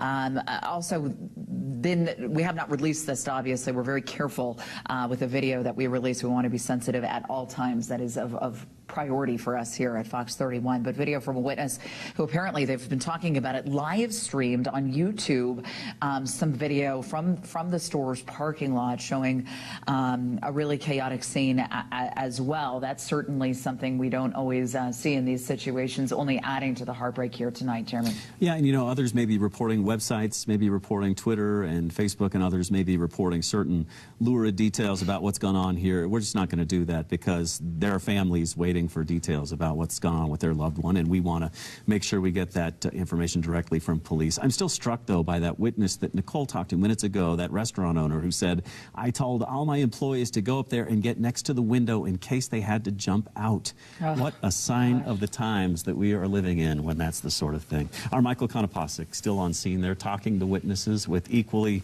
harrowing stories, and he joins us now with one of them. Michael. This is Eileen. This is her neighborhood, King Soopers, and we were just talking, Eileen, about how the reaction here in the community. I mean, this is a tight-knit area, I would assume. You probably know a lot of the people when you go in there. You were just telling me you were on your way coming. You're on your way from work, trying to get home. Hasn't been easy, of course. What's your reaction to everything that's happening in here right now, and what did you? It's awful, and it's heart-wrenching, and I might know some of the people that have been injured. So. And that's what we keep hearing is from people who are just walking by. I hope I don't know any of the people who are injured. Another story to this is the traffic, of course, not a priority story by any means, just an inconvenience, but it is something that is an issue as well. You said you're trying to get from North Boulder back to your home, and it's near impossible. Well, I haven't figured out if it's impossible, but I'm not home yet. You're not home yet. All right, well, we wish you a safe ride home. And my heart goes out to any of the victims. Yes, thank you, Eileen. Take care. So, again, this is just some of the people who are walking around right now. Just to give you a perspective from where we are, we'll have Dan, who's in a higher position than I am, my photographer, give you a good look here. The press conference that we keep waiting for is where you're looking at right now, which is just on the side of the King Soopers, and we have a lot of crews here from Fox 31. So we do have a crew on standby waiting for police to give us the very latest information. We're going to stick with this vantage point higher up, being able to give you more of a bird's eye view of what we're seeing. And as we get more people coming by us, perhaps eyewitnesses, perhaps people just trying to get home from work, like Eileen, we're going to continue to talk to them. We're going to continue to tell this story the best we can. Back to you guys. Okay, Michael Konopasek, thank you so much. Just getting this, too, that Boulder Valley School District tweeting out that they are currently on secure lockout, that any students on the campus will stay inside. This is due to that police activity. They say do not, in all caps not, come to the area at this time. So clearly, the entire Boulder Metro on very high alert at this point. Also getting so many of our representatives and different state leaders tweeting their condolences. Representative Diana DeGette adding to them, saying our hearts go out to everyone in the Boulder area. We can't continue to live like this. We have to do more to protect our communities from the constant threat of gun violence. We have to find a way to come together and collectively declare enough is enough. We want to take you live, if we can, to the parking lot of the Whole Foods, which is just up the road from this grocery store, the King Soopers on Table Mesa, where moments from now we do expect Boulder police to give us an update on the situation and on what unfolded this afternoon at King Soopers, because we don't know many confirmed details. All we know officially is that there was an active shooter at that King Soopers after 3 p.m. today, and from witnesses we've been able to cobble together the story that this person was in tactical gear firing shots. Other witnesses reporting at least 3 victims, lifeless, not moving, 2 in the parking lot, 1 inside the store. But we don't know on the record much of anything, and we've been waiting all afternoon for that as Boulder police investigate this scene at a second scene at 17th and Grove in a neighborhood where they believe there have been maybe some connection, and they were looking at an armed and possibly dangerous person there. Kagan Harsha on the scene, too, as we continue to wait for this news conference. Kagan, what are you hearing? Well, guys, we've seen more police vehicles pull up in the last couple of minutes. I want to show you the side here. A lot of these recent ones are from our Arvada Police Department, but a big line out here of more police vehicles while this scene still remains calm. We've heard reports of up to 3 victims in this case. You know, we don't know law enforcement if they were involved in any of this at all in terms of stopping that shooter when he was actively firing, or if any of them may have been injured.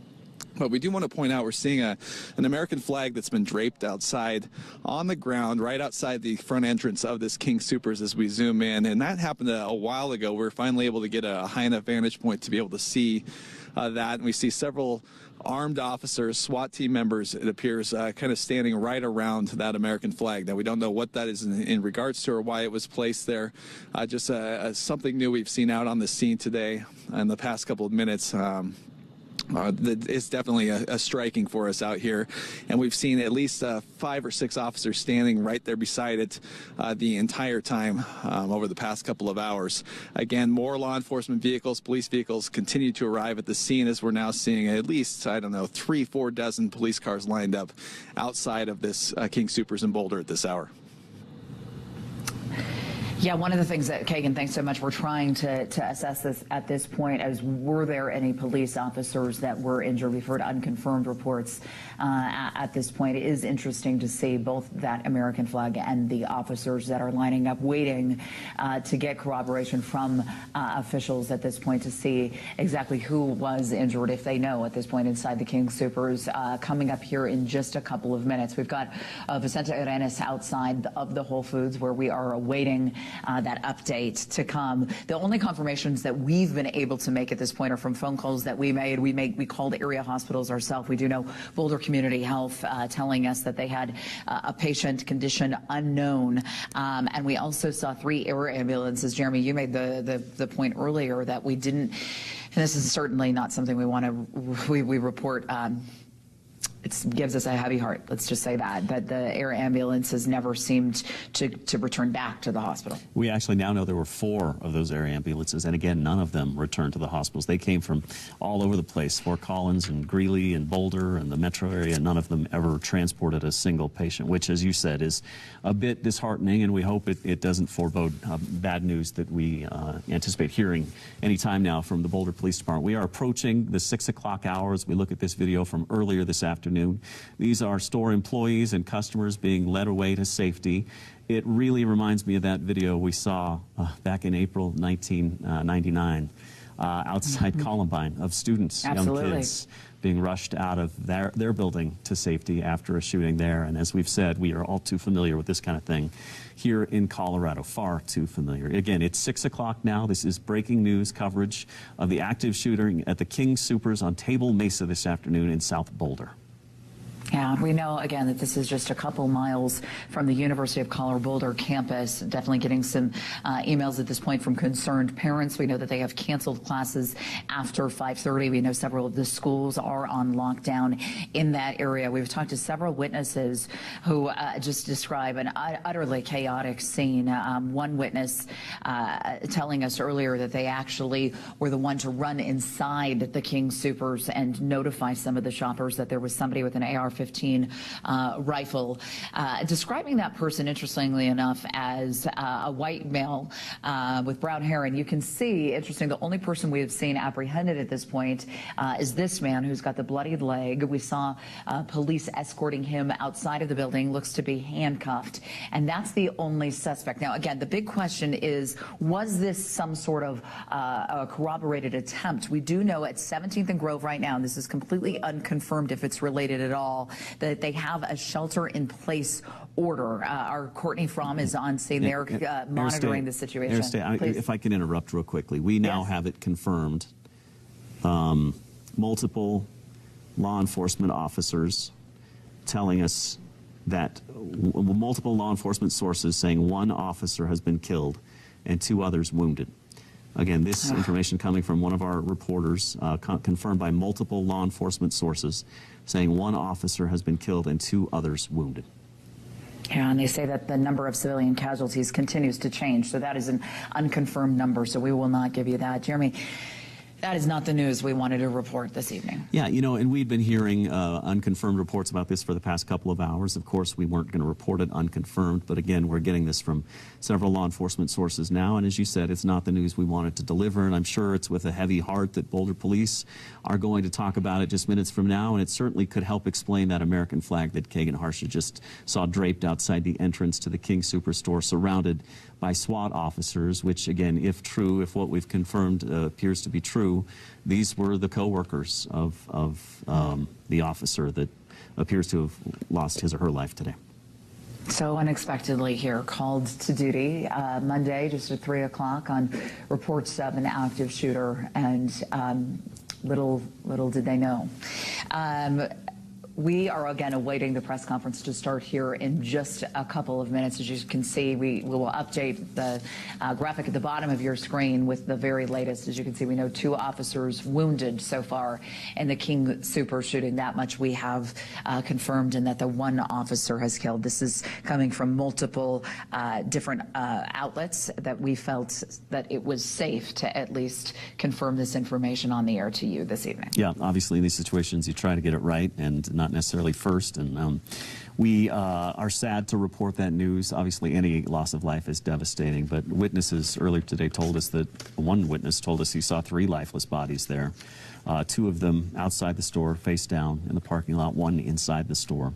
And hopefully we will get some more details and perhaps confirmation on that from Boulder Police when they begin this news conference just minutes from now. Again, they are running behind. They have pushed it back about 15 minutes from its anticipated start time. We are going to stay on the air with this continuous breaking news coverage because obviously there is still a whole lot to be learned, and we want you to learn it with us. Yeah, we want to know the information, really, particularly regarding the number of victims, the extent of the injuries. We will get, again, another confirmation on these 2 officers wounded, the 1 officer that lost their lives there inside of that King Supers this afternoon, and more information on if that was indeed the suspect that we saw being apprehended there earlier today. That shooting, again, reported just before 3 p.m. If you're just now joining us at the 6 o'clock hour. hour at the 3600 Table Mesa Drive King Soopers. It's about 2 miles south, to give you an idea, of the University of Colorado Boulder campus, where they know they did go ahead and cancel classes into the evening. We've also heard from several school districts in the area that are keeping their students on lockdown, if there were any of them staying, likely for after-school activities. We have seen so many emergency crews responding to the scene of the active shooter, and the numbers only increasing. In fact, our Kagan Harsha right now bringing us a live look at a procession that seems to be lining up. Kagan, the confirmation just coming in that that officer was killed, likely explaining why we're seeing these vehicles line up now. Yeah, exactly, guys. As we've been talking about, a very calm scene, and we continue to see the law enforcement presence continue to grow, though, however. We mentioned a few moments ago we saw Arvada police pull up. Well, in the past few minutes, we've seen even more police vehicles lining up on the street out in front of the store, stretching for several blocks at this point. Again, several officers, we're going to just show you the wide perspective out here, but guarding the kind of standing guard in the front of the building. We don't know any details about those officers at this point. We just know that they have been arriving from all across the metro and beyond here at the scene tonight. Part of the reason why hours later the presence continues to grow. And that's been the big question in a lot of residents' minds, the neighbors who live around here, is it seems like things the activity has died down, but yet we're seeing more people here. We're seeing still seeing SWAT team members on various parts of this building, though, surrounding it, still armed, walking around. And we don't want to show you their exact positions, but definitely still on guard, kind of surveying the entire area out here. So maybe just in case there is any more activity out here, but again, we don't have any reason to believe that. We've seen off and on throughout the day, people on top of the building, surrounding the building, across the street, pretty much everywhere you can imagine. And as this law enforcement presence has grown, so has the amount of spectators, people stopping by on their way home from work, just checking this out and starting to arrive at their homes here and seeing this huge police presence in what is a very busy residential and commercial area here in this part of Boulder. All right, Kagan, thank you again. If you're just joining us, the confirmation that one law enforcement officer has been killed, 2 others wounded in this shooting today at King Soopers. We're just getting news that the news conference scheduled for first 5:45 and then 6 has been moved back to 6:30. So we will stay on the scene here as we look live at the microphone stand where we expect Boulder Police to address reporters just minutes from now. This is set up in the parking lot of the Whole Foods, which is about 3 miles away from the King Soopers where the shooting happened earlier today. For those unsure of the geography here, if you've been to Boulder, if you've driven from the Denver area, either via Highway 36 or Highway 93, you come to the south end of Boulder, and this is that first King Soopers you see to the west side of Highway 36 there. It is sort of adjacent to those tall towers on the south side of Boulder, those residences, and not far from the CU campus. And again, campus has shut down all classes tonight, post 5:30. Anything this evening, any night class has been canceled at CU Boulder as they continue to investigate what's gone on at this King Soopers today. And the scene that continues to develop here tonight, too. Just after 5 p.m., we know Boulder Police sent out an emergency notification asking people that do live right near that 17th and Grove Street to shelter in place. They're responding to a report of an armed, and dangerous individual. Unclear if, again, that suspect is related to this King Soopers shooting. We know those of you that are watching us in Boulder right now are on an extraordinarily high alert. Can only imagine that there are parents watching us with students at CU Boulder, knowing that this is miles away from where their children attend school. We also know that some of you have high schoolers that are in lockdown in nearby high schools. Some of you are waiting to hear from your loved ones that may have been in the area or in businesses that are in lockdown. Please know that our hearts are heavy with you. We also want to thank you for so many of the tips that you've sent us, tips at KDVR.com. We've gotten video from you. We had witnesses call into us that were among the heroes in the situation, that were running into the store to alert the shoppers of what was happening, the horrific scene that was happening just feet away from them unknowingly as they just thought they were checking out their groceries here on this Monday afternoon. So thank you to those of you who have sent in the tips.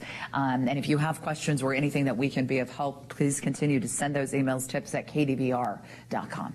Pretty much the only confirmed detail we can give you is that one person has been taken to the hospital. That was Foothills Hospital in Boulder, and that was the person being led away in handcuffs with the bloodied leg.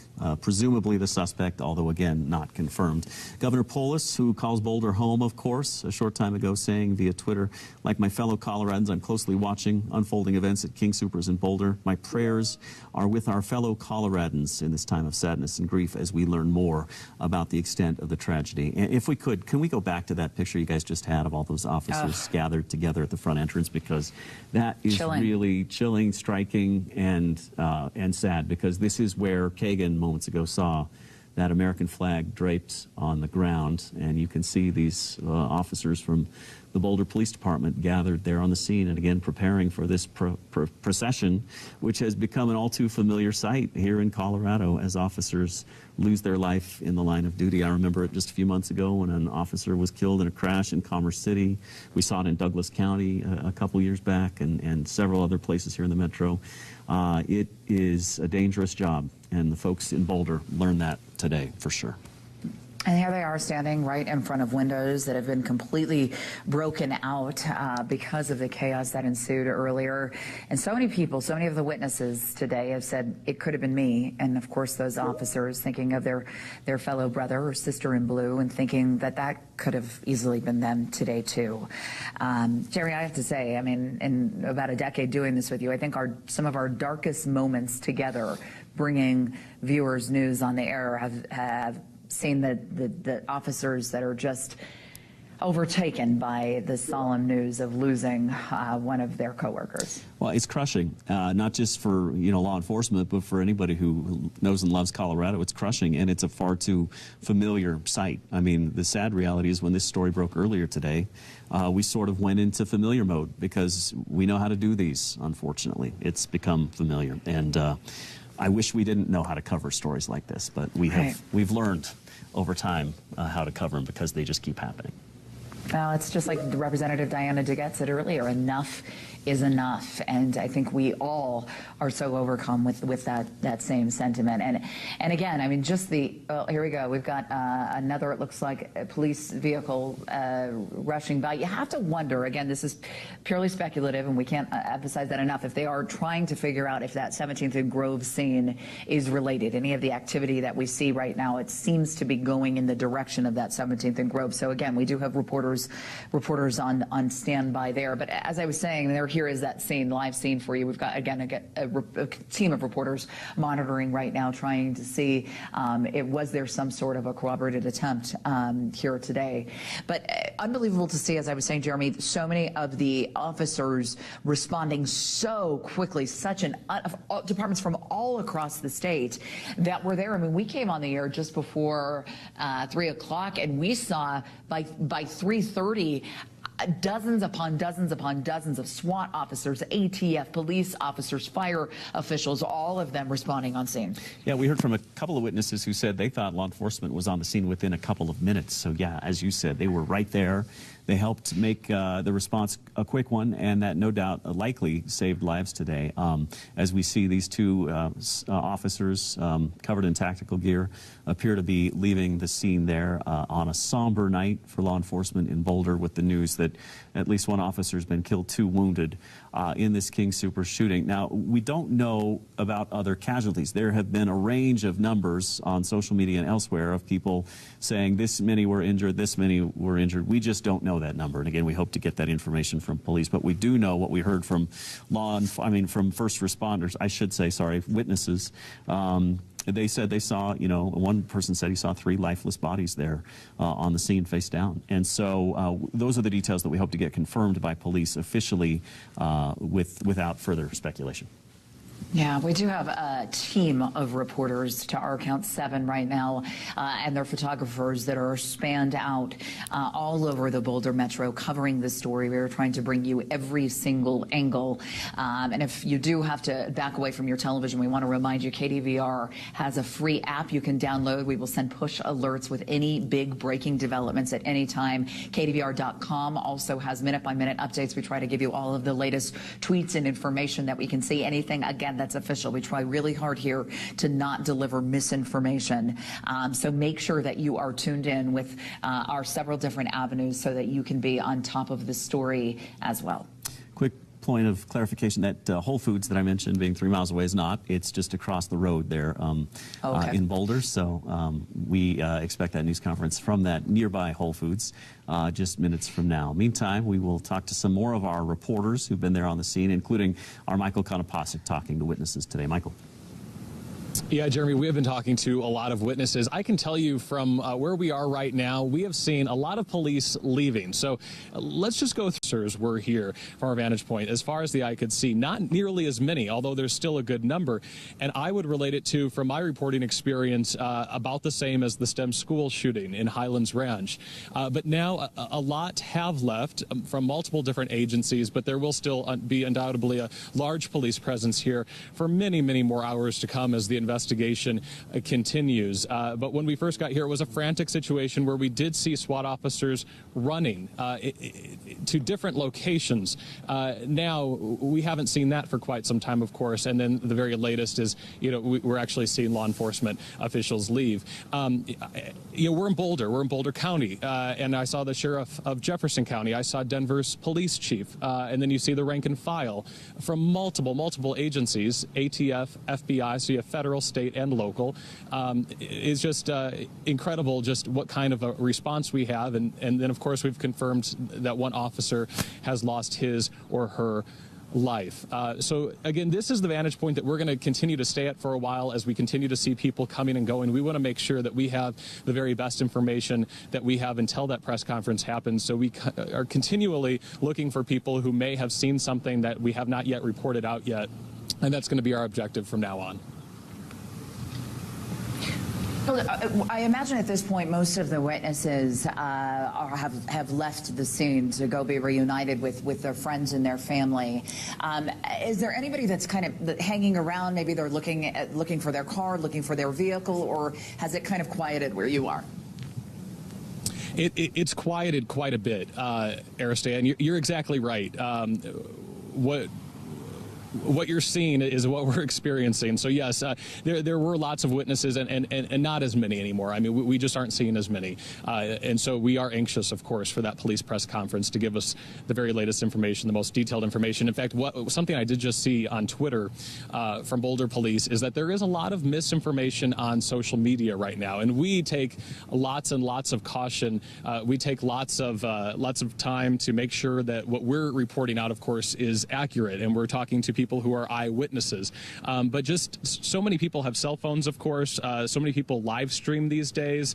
Just one tap on Facebook, you could just be somebody shopping in the grocery store and you could be broadcasting out to the masses on Facebook. And so what police are saying is that they're monitoring social media and seeing that there's a lot of misinformation out there in general. So we are really anxious to hear directly from them so they can clear that up. Indeed, we are. Michael Konopasek on scene there. Thank you so much. We've been talking about this eyewitness account, these eyewitness accounts that we got early on in the afternoon from people who had seen what unfolded. Let's listen to some of that.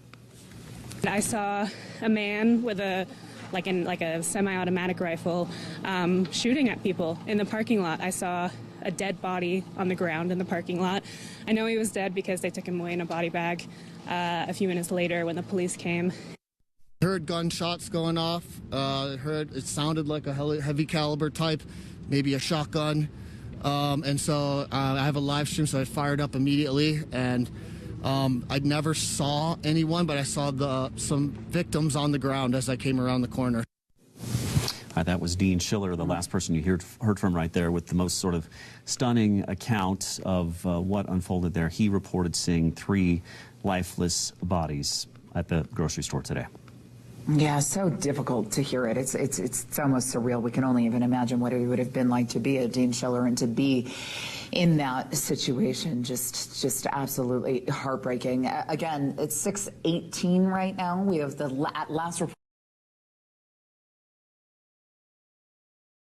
Clearly, they are very busy right now. We are being told that the press conference will happen now at 6:30 at this Whole Foods that is right there across the way.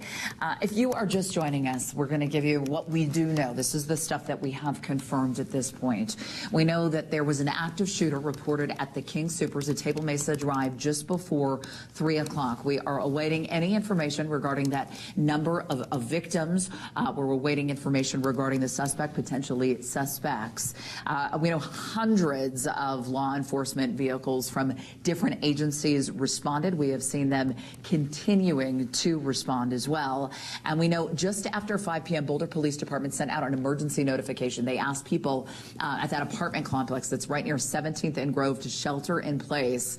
Will they go ahead and respond to a report of a dangerous individual and an armed individual? One of the big questions at this point that continues to remain as we see this area that's blocked off here with caution tape, it's unclear if that suspect is related to the King Soopers shooting. Certainly a big looming question and something that Boulder residents are fearful of at this point. We also know classes at CU Boulder that were set to begin at 5:30 are now canceled from this point on. And on that note, Greg Nieto live on the campus of CU Boulder right now. Greg, so many parents texting me, writing me, and worried about their students, understandably so. Yeah, and again, to be clear, we're still a few miles away between the King Soopers and the CU Boulder campus, but point taken, Aristea. We're actually here just outside the CU Event Center. This is being called the reunification point or center itself. You can see the yellow tape here. Basically, what's going to happen is folks from the King Soopers parking lot will be shuttled over here, taken inside to be basically reunited with their family members and friends, and then they'll come down through this area right here, and that's why they have the tape, of course, to give these folks the distance and respect that they deserve as they are reunited with their families. But quite the law enforcement presence here just for this part of the process. We have folks here from Jefferson County Sheriff's Office who are in front.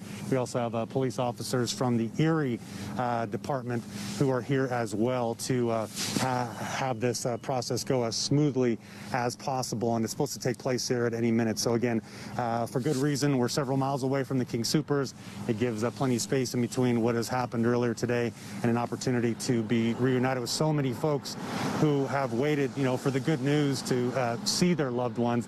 I know a lot of our crews have been talking to different folks who are waiting for their loved ones. We had talked to one lady who was simply waiting for her daughter who worked at the King Soopers, and she was told at one point this will be the spot where once again they will be reunited. As for the campus itself, we still see plenty of students kind of going from spot to spot, but again, hopefully some happy moments about to take place here inside and outside the CU Event Center.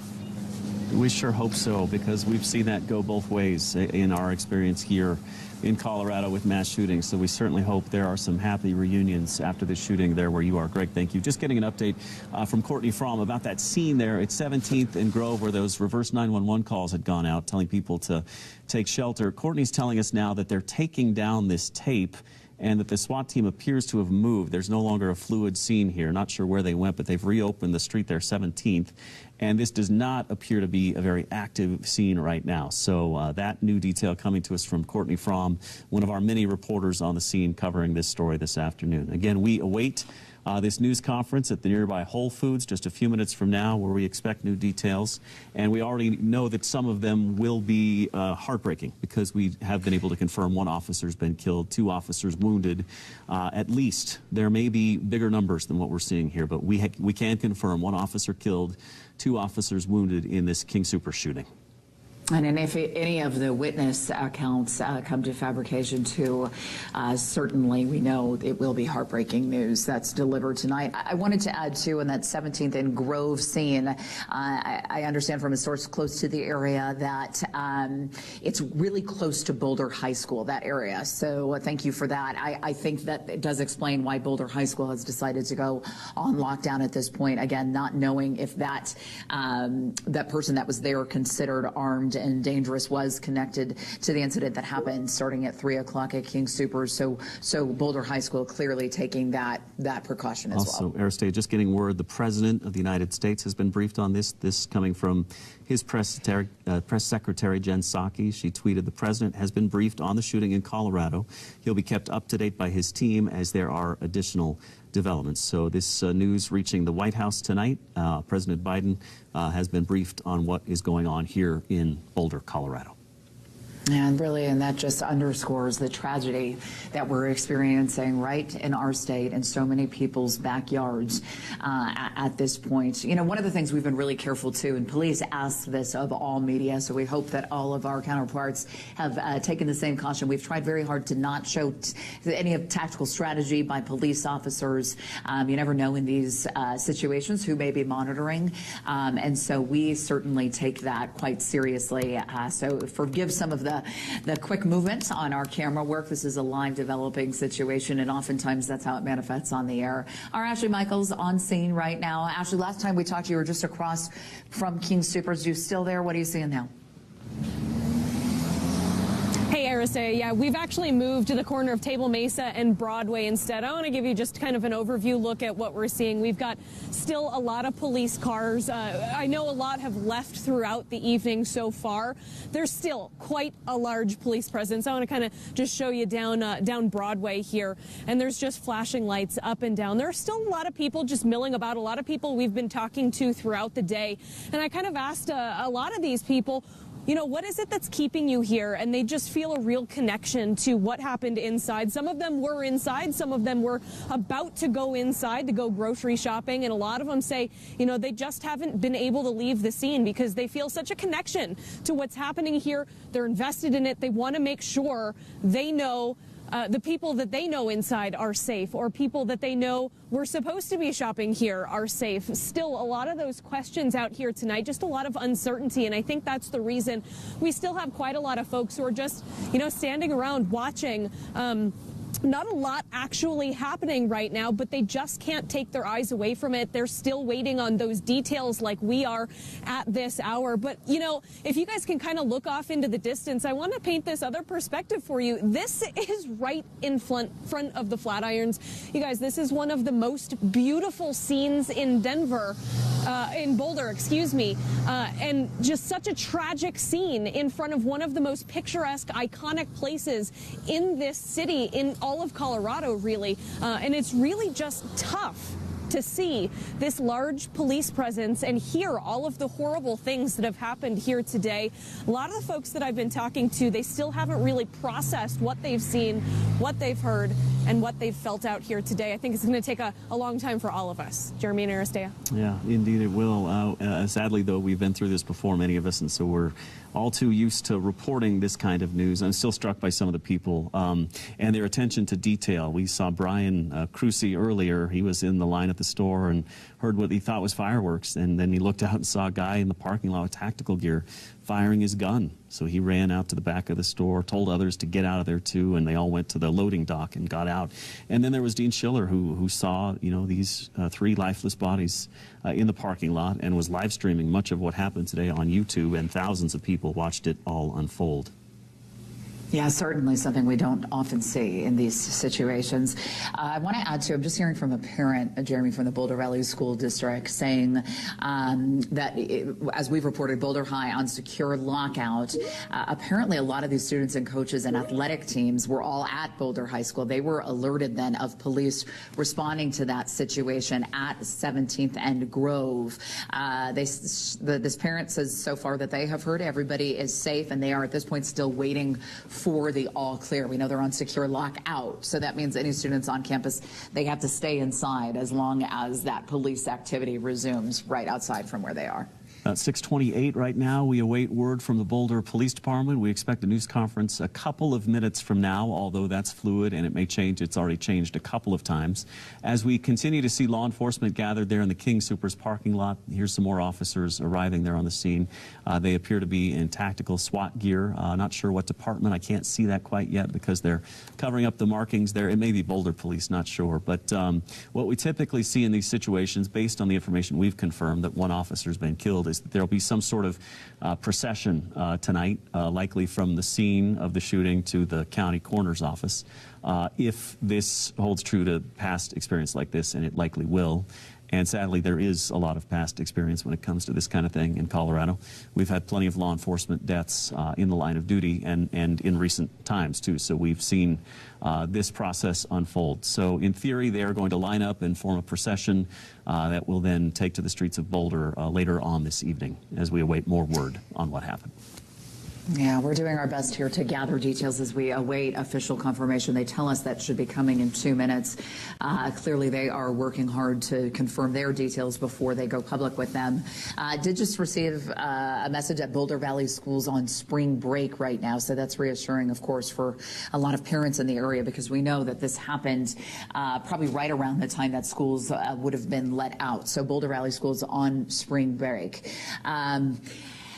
If you are just now joining us and looking at these images, they're probably making the hairs on your arms stand a little bit right now. We know an active shooting happened, prompting this massive response to this grocery store. It's right there on Table Mesa Drive. It's just 2 miles at the University of Colorado Boulder campus, just 2 miles south of where this is. You see so many businesses there right in the area, as we show you, the Chase Bank right there. A lot of those businesses put on lockdown immediately once they heard reports of an active shooter, and it's been just unbelievable. There hasn't been a reporter we've taken live yet. We have several of them on the scene who hasn't remarked on the hundreds of officers really from all around the metro area that have responded, and our Kagan Harsha is right in the middle of that response. Kagan, have you seen the response die down at all, or does it only continue to grow as the procession continues to grow?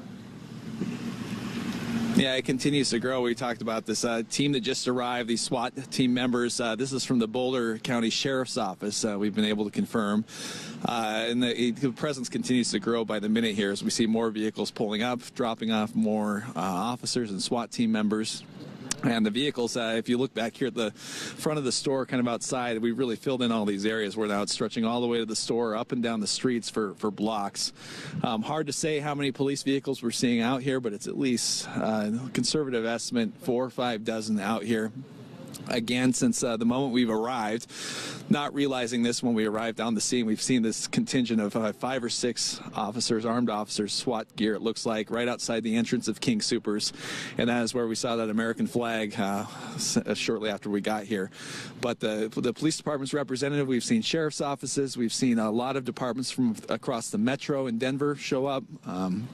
Arvada, Westminster, Denver, list goes on, and those officers have continued to arrive. We've seen firefighters as well. We still have a fire truck with a bucket up to the top of the building, and we saw a few firefighters walking up on top of the building a short time ago. Not sure what they are doing out here, but definitely appears that we're going to have a procession of some kind as the end of this police line keeps getting pushed further up the street over the past hour. And as you just saw moments ago, that armored vehicle dropped off between a couple armored vehicles, I should say, several dozen SWAT team members in tactical gear a short time right in front of this store. Those again from the Boulder County Sheriff's Department.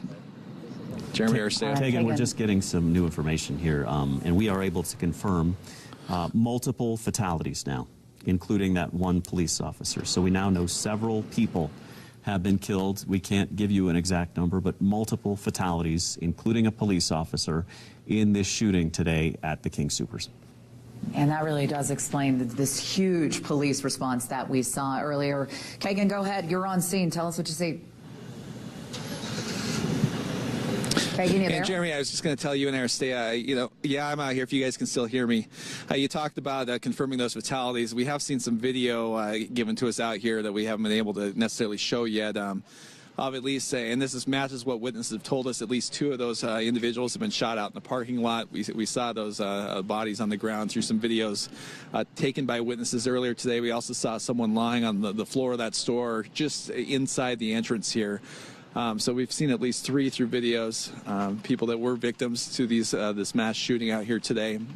Again, not sure how many of those are law enforcement officers, how many were customers of this store. And we've been talking about this throughout the afternoon, but just an eerie scene for a lot of these folks who were just arriving as this was all happening. In fact, people were told were walking into the store when that shooter was inside, not knowing that there was an active shooting situation. At the time, there were people just trying to rush for the exits, and you can only imagine arriving at the store to do your shop for your groceries and not fully comprehending what was happening until you got inside.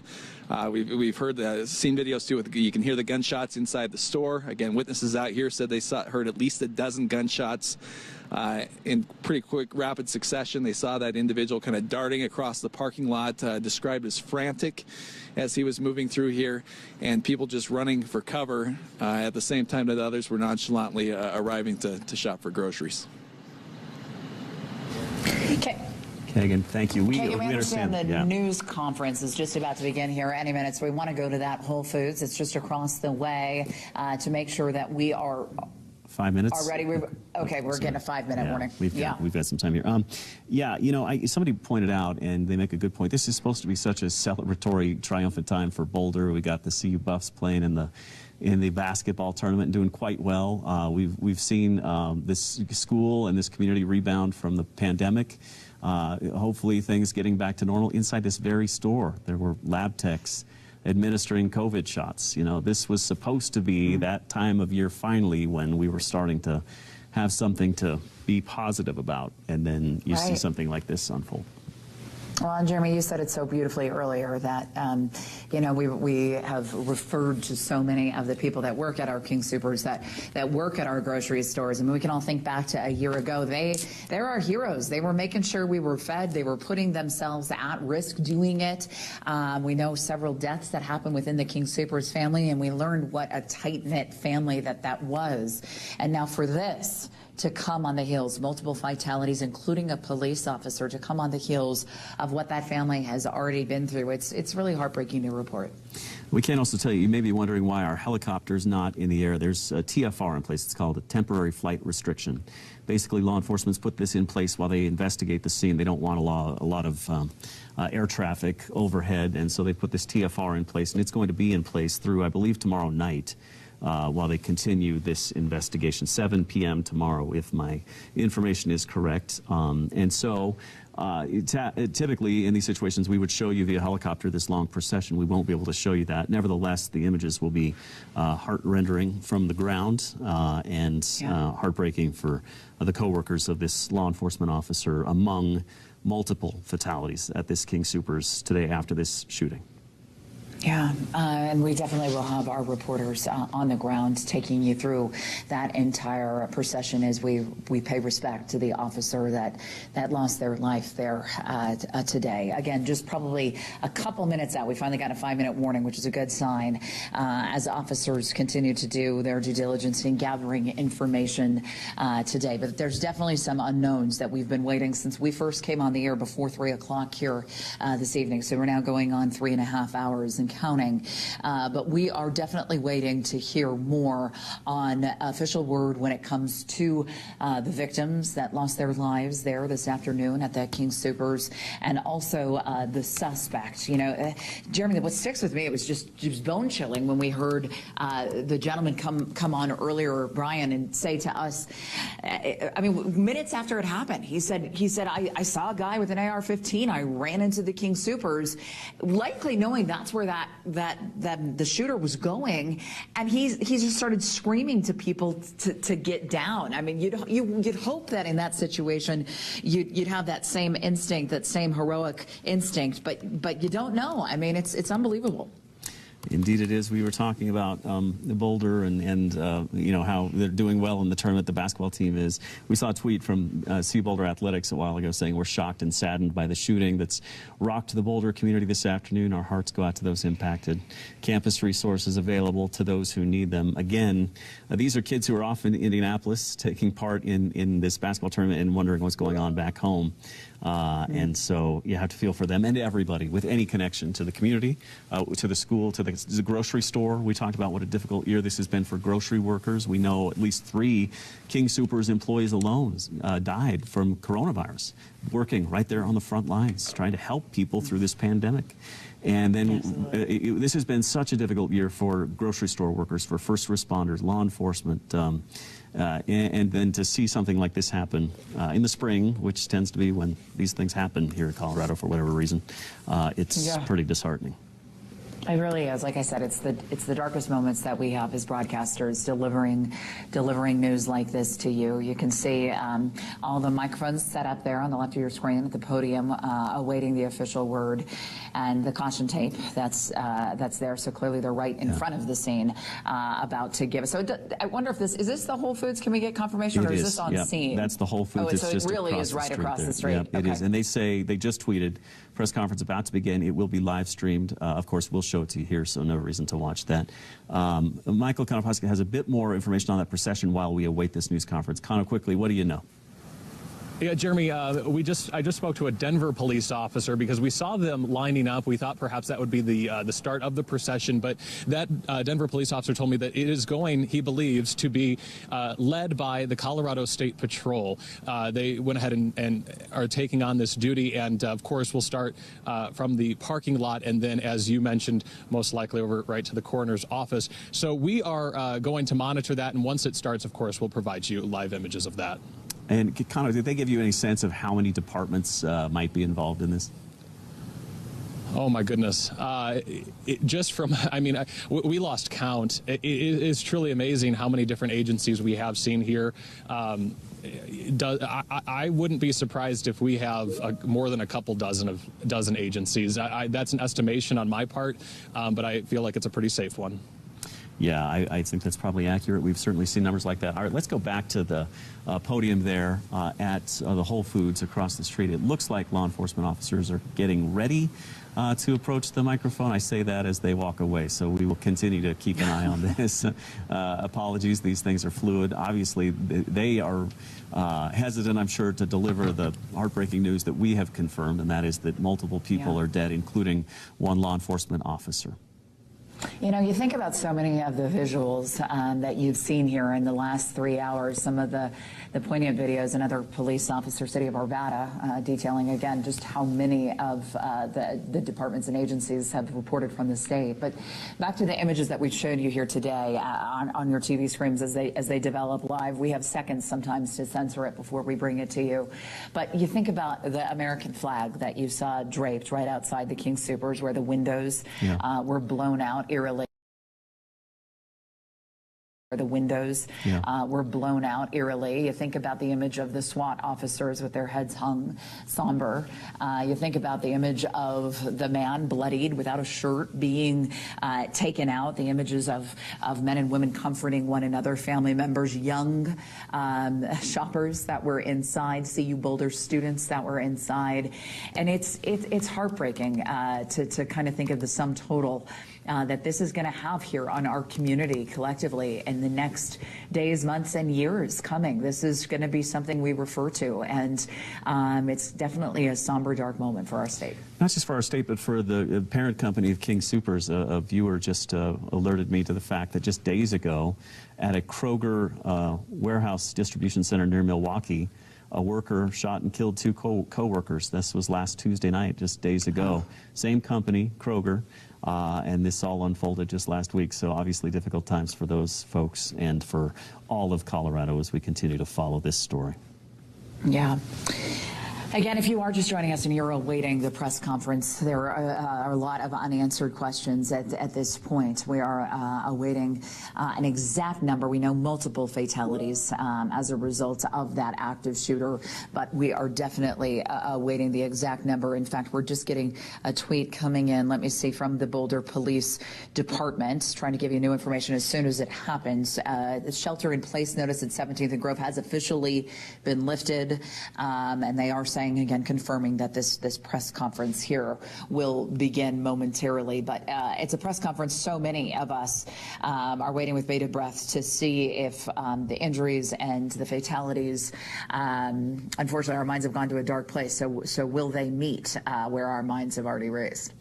A viewer just also made the point, you may have seen this at other grocery stores, some of them have these mobile security cameras in the parking lot, these mobile security cameras that are parked there in a parking space. They have sort of a high angle and they take pictures of and video of everybody who comes and goes. And this person says that this Boulder King Soopers has one of those, so perhaps it did capture some of the images of what happened today. No doubt that will be a useful tool for police if true. Obviously, they'll have security camera video from inside and outside the store there as they piece together this investigation. Our Ashley Michaels right there still at the store as we await this news conference there on the left side of your screen. Ashley, what are you learning now about this procession and the people still at the scene? I mean, we've started to see some movement with some of the police vehicles. You heard Michael Konopasek saying he was guessing maybe 24. I would say he's probably right on the money with that one. This is one of the largest police presences that I have seen at any incident like this in the years that I have been covering news here, and it's just heartbreaking to see. And they're likely moving right now to be part of this procession. I'm going to give you a live look behind us. We had just seen a line of vehicles go toward the Flatiron. So that would be west of where we are at Table Mesa and Broadway, right in front of that King Soopers that we have been talking about all day long. Now, as you guys have been talking, these processions, unfortunately, we know how this works. These police vehicles that are here from all of these different agencies, some from as far as, 20, 30 miles away. We've got Denver here. We've got Jefferson County here. Agencies from all over the Front Range and Denver metro area. They're going to be lining up basically to pay tribute to this officer who we do know has fallen. And we do expect to learn more details about who that is. And as those come out, we'll see more tributes pouring in for that officer and the department that officer belongs to as well. It's really a powerful moment when you see all of the police lights lined up in mourning, driving through the streets. They'll eventually end at the Boulder County Coroner's Office, where we typically see lots of American flags draped in honor of that officer. We do expect that here tonight as well.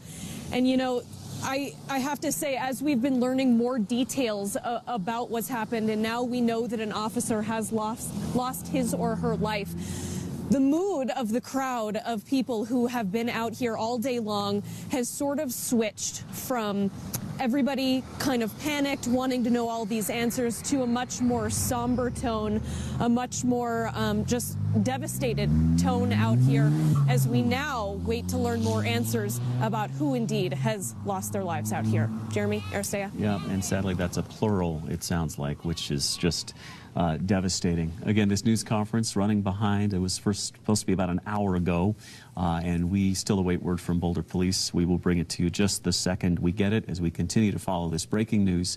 Several people dead, including a police officer after this King Soopers shooting. Aristea. Yeah, multiple fatalities. And again, this law enforcement official response has just been unbelievable. So many people saying within minutes, so many of these officers were on scene to help the people, the innocent shoppers that were there inside of the King Soopers. And I'm also hearing from CU alumni, CU Boulder alumni, apparently this is a really popular King Soopers. It's highly trafficked by students. Had so many of the parents that have been so concerned about their students there today. We know the shooting happened at 2:30, and we know that when state law enforcement arrived, the suspect opened fire, clearly opened fire on one of the officers as well as some of the shoppers. We've gotten witness accounts, multiple witness accounts, all saying the same thing, which is that the shooter slowly made their way from the parking lot inside of that King Soopers building. And you can see evidence of gunshots inside the King Soopers as well, eerie images of the windows that had been completely shattered from inside, and video from the scene that showed a man with a bloody leg being led away from the store earlier in handcuffs, being put into an ambulance. Again, we're waiting for police clarification to see if that man was indeed or is named as a suspect here in the shooting today, as well as more details on the number of fatalities and the extent of the injuries that happened there inside the grocery store. Again, we are watching law enforcement reporters gather there at the scene of the Whole Foods, which is just down the road there from the King Soopers off Table Mesa. For geography's sake again, for those familiar with Boulder, this is on the south side of town, just as you enter the city from either US 36 or Highway 93 there, where the two come together, not far away. This King Superstore sits on the south side of town. And again, all we can give you without much more specificity is that multiple people have been killed in this shooting today. There again, that video Aristea was talking about on the right side of your screen. This man led away in handcuffs, his leg on the right side there. As you'll see when we zoom in a bit tighter here, his leg bloodied. He's hobbling a bit. He's cuffed behind his back. He appears to be wearing underwear only. No shoes, no pants, no shirt. Balding there with dark hair and a dark beard, loosely matching the description of one of our eyewitnesses who we spoke to earlier today. And you can see that he's being tended to on the right there by a firefighter from Boulder. On the left, he's being escorted in his cuffs by a Boulder police officer, and behind a SWAT officer to make sure he doesn't go anywhere. At first, they led him to an ambulance, then they took him to another ambulance, took him to the hospital. We can now confirm at least 6 people are dead. At least 6 people confirmed dead in this shooting. Now, that information just coming to us from law enforcement sources and our own Deborah Takahara. Again, the headline just now, 6 people confirmed dead in this shooting at this King Soopers in Boulder today. That includes at least 1 law enforcement officer. And we believe at this point, we're waiting for confirmation that that's the suspect. So at this point, the speculation, but we're thinking that those are victims that were shot and killed. And that would explain, again, a lot of the aeromedics that we saw land on scene, never to return to the hospital. This is when you don't love to be a broadcaster, Jeremy. These are the moments confirming 6 dead in our state in an active shooting situation. This is certainly not the news that we wanted to be bringing to you all this evening, and we are awaiting confirmation here from officers. Although, again, one of the reasons we're, like Jeremy said, is we're not always first because we do our due diligence in making sure before we bring you any information that it has been vetted not once, not twice, but 3 times to make sure that we are tracing our steps and taking our responsibility as journalists quite seriously. Yeah. All right, let's take a picture if we can. Here it is live from the scene there. This is the Whole Foods parking lot. We can see law enforcement officers approaching the microphone stand. We believe these are the officers and public information officers who will debrief us on what's gone on here this afternoon. Seeing somebody in a suit there, not sure if that's a law enforcement officer or somebody from a prosecutor's office, not sure yet. We'll find out all about that. He is the district attorney, Michael Doherty. That's confirmed there. And again, law enforcement coming to the microphone as we await our first official on-the-record details about this shooting from Boulder Police that unfolded this afternoon. Let's listen in. IONNEWAUGH. I'm the public information officer for the Boulder Police Department. We're going to have 3 speakers. Commander Kerry Yamaguchi with the Boulder Police Department is going to speak first. It's Commander, and it's KERRYYAMAGUCHI. And then we're going to have District Attorney Michael Doherty, MICHAEL DOUGHERTY. And then we're going to have Kelly McGannon from King Super speak. It's KELLYMCGANNON. After they speak, we will take a few questions. But please understand we're in the very early stages of a very large investigation that is going to take some time. So we will not be able to answer a lot of your questions. So with that, I'm going to turn it over to Commander Kerry Yamaguchi from the Boulder Police Department. Good evening. Can everybody hear me okay? As Dion shared, we had a very tragic incident today here at the King Soopers. There was loss of life. We have multiple people who were killed in this incident. And I am sorry to have to report that one of them was a Boulder police officer. During this trying time, I would ask the media and the public to honor the privacy of the officer's family and his co-workers here at the police department. I will also share that we got tremendous support from our fellow law enforcement agencies, both in Boulder County which some of them you see behind me, the FBI, ATF, and other Denver metro agencies. Without that quick response, we don't know if there would have been more loss of life. I can share with the public today, or this evening, that there is no ongoing public threat, that we do have a person of interest in custody. That person was injured during the incident and is being treated for the injuries.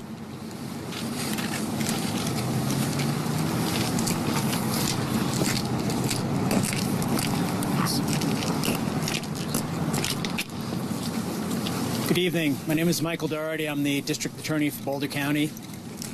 This is a tragedy and a nightmare for Boulder County, and in response we have cooperation and assistance from local, state, and federal authorities. This will very much be a coordinated effort, and we will stand united in support of the victims and their families to ensure that justice is done.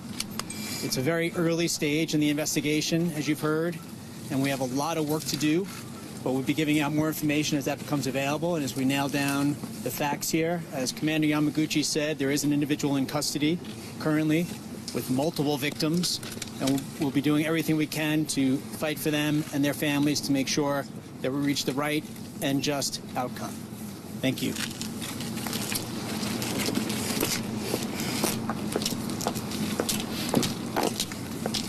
Good evening. I'm Kelly McGannon, spokesperson for King Soopers. Our hearts are broken over this senseless act of violence. The entire King Soopers family offers our thoughts, prayers, and support to our associates, our customers, and first responders who so bravely responded to these acts of violence. We are working in full cooperation with local law enforcement, and we'll be deferring all questions to them for the integrity of the investigation. Thank you. Take a few questions. Commander, can you tell us what happened?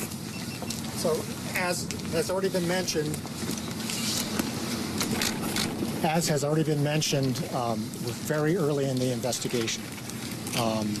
As Dion shared, that we responded here, officers were here within minutes of the initial 911 calls and entered the building very quickly.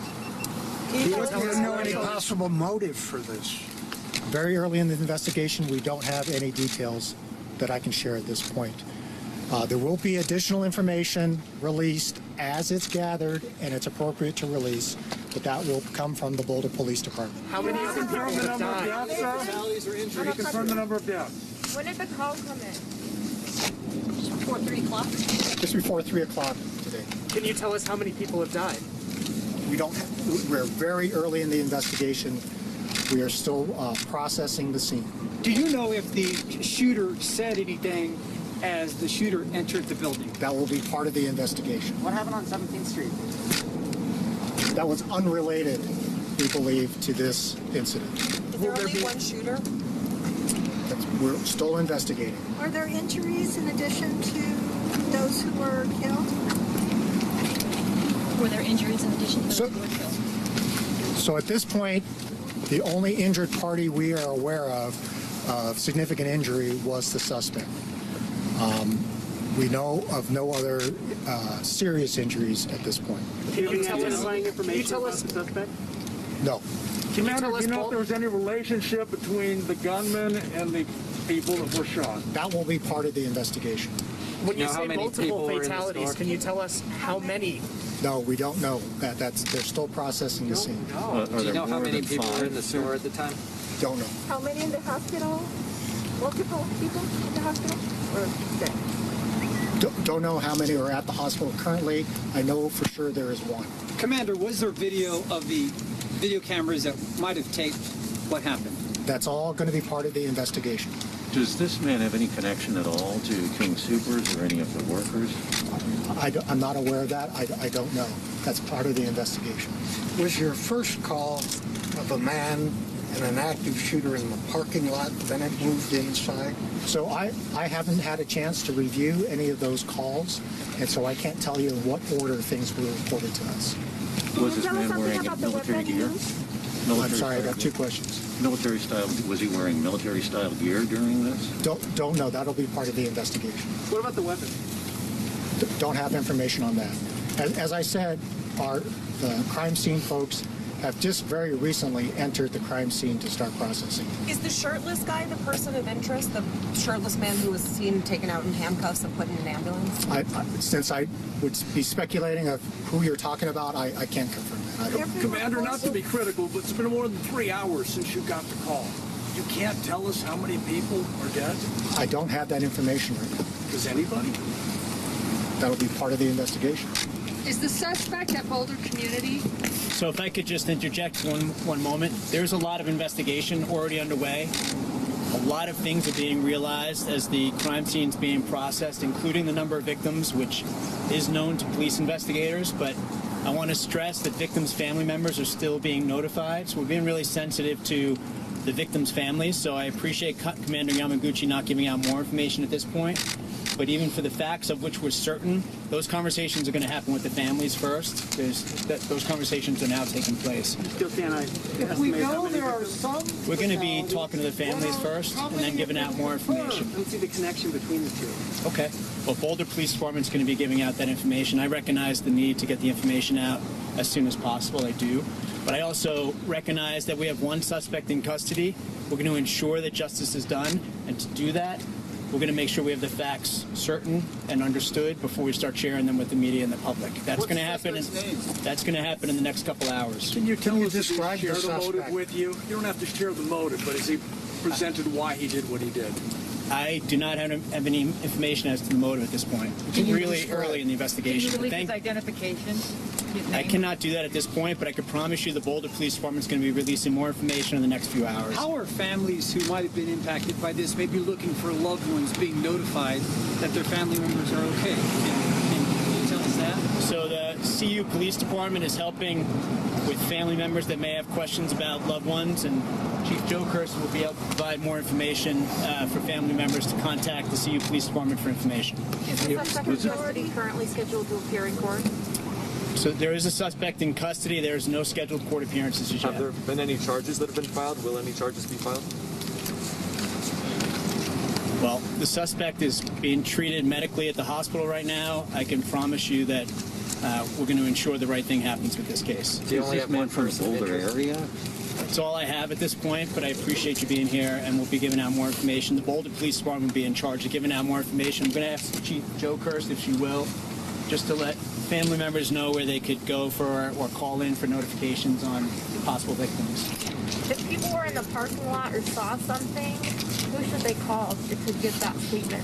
Thank you for that question. If there are witnesses out there who have information, and there were many witnesses to this who are cooperating with the investigation already, but if there are additional witnesses, they should contact the Boulder Police Department. But let me turn it over to Chief Joe Kirst. So if there was witnesses that saw this event, they can contact 303-441-3333, and that's the main number to the Boulder Police Department. Say that one more time, then, sir? Yep, no problem. 303-441-3333, and that's the main number to the Boulder Police Department. If there's family or loved ones that have questions as well, they can contact that main number, and they'll be sent an address in regards to additional information there. Thank you very much. About the courage of your officer, we're told he or she went back in, saved lives by what they did. And that's all the questions we can take right now. I know we wanted more information, but we don't have any more information we can share at this time. We will continue to post all information that we can on our Twitter, and we will announce the next press conference as soon as we know. Will there be a procession? We're hoping to have more information to release later this evening, yes. Will there be a procession for the fallen officer? John probably wants to know if we should stay on scene or if we should go home. I will find out and we will let you know.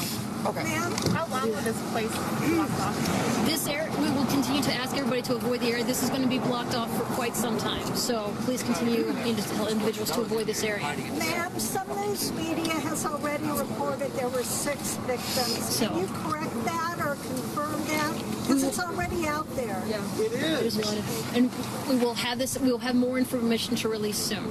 So thank you for your patience. Help us understand. There will be more information released tonight. Yes, there will. Is it a man a suspect or a woman? There's going to be more information with that. All right, so there you have it. Not too many details, but there is some confirmation of what we've been reporting today. Multiple people dead, including one Boulder police officer, and they were quick to point out without a quick response from other agencies, there would have been much more loss of life. Yeah, not getting into the specific number of people that have died, although, as you just heard, media really pressing it. They did say that one suspect was taken into custody. They said that person was injured as well in this incident that happened at the King Soopers. You heard the Commander Kerry Yamaguchi saying that they did their best to prevent the loss of life. They're trying to honor the privacy of the officer's family and coworkers, not releasing any more information about the officer that lost their life, speaking to the tremendous support they received from fellow law enforcement. Also, a reporter asking specifically about this person of interest that was in custody, asking again, is it this man that you see in this video, the one person that we saw in handcuffs being led outside of the building by police officers? Commander Yamaguchi saying multiple times that he didn't want to get into specifics. He said if he confirmed this, it would be speculative in nature at this point. And then we heard Michael Doherty kind of come to his defense, saying that they were trying to make sure that they had all of their facts completely intact before they went public with them in order to ensure that justice was done for all of the victims that suffered today in the tragedy. Part of that, they say, is that they are still processing the scene. They said, yes, we know how many people died. We're not going to say, though, to the media just yet, because we're still notifying families. That came from the district attorney there. They, as we said, are still processing the scene, but won't confirm the number killed, only saying that one injured party is apparently the suspect. We do want to thank those of you who are just joining us on Channel 2 News at 7 for joining our ongoing breaking news coverage of this mass shooting today at a King Soopers in South Boulder. At least six people dead, including a Boulder police officer in this King Soopers shooting. You heard the King Soopers spokesperson, Kelly McGannon, who we've worked with over the years closely. She said our hearts are broken over this senseless act of violence. And as we've said, it's a familiar thing that Kroger, the parent company, had a shooting at one of their Wisconsin warehouses just days ago. Yeah, you know, one of the other questions that was asked multiple times by reporters here was, do we know if there was any connection? Was there a motive? Was there a reason that the gunman decided to go into King Soopers? And again, that's something that they said that they were still processing, still investigating. Another new piece of information, we'd been bringing you the apartment scene there on 17th and Grove, and the officer saying that they do believe that was unrelated to this incident. Certainly social media going wild, saying that this was some sort of a corroborated incident. So that was one thing they did definitively say, that they do believe so far the 17th and Grove apartments where there was an armed and dangerous person reported, they do believe that was unrelated. They also made the point that CU Police Department is helping with family at this point. So if you have any loved one that you're still trying to get a hold of, if you still have unanswered questions, maybe regarding your students or any of the other particulars regarding people, they want you to get a hold of the CU Police Department. One other quick thing to point out, so many people wondering about motive. We certainly wonder about it. I've had people texting me wondering why did this person do it.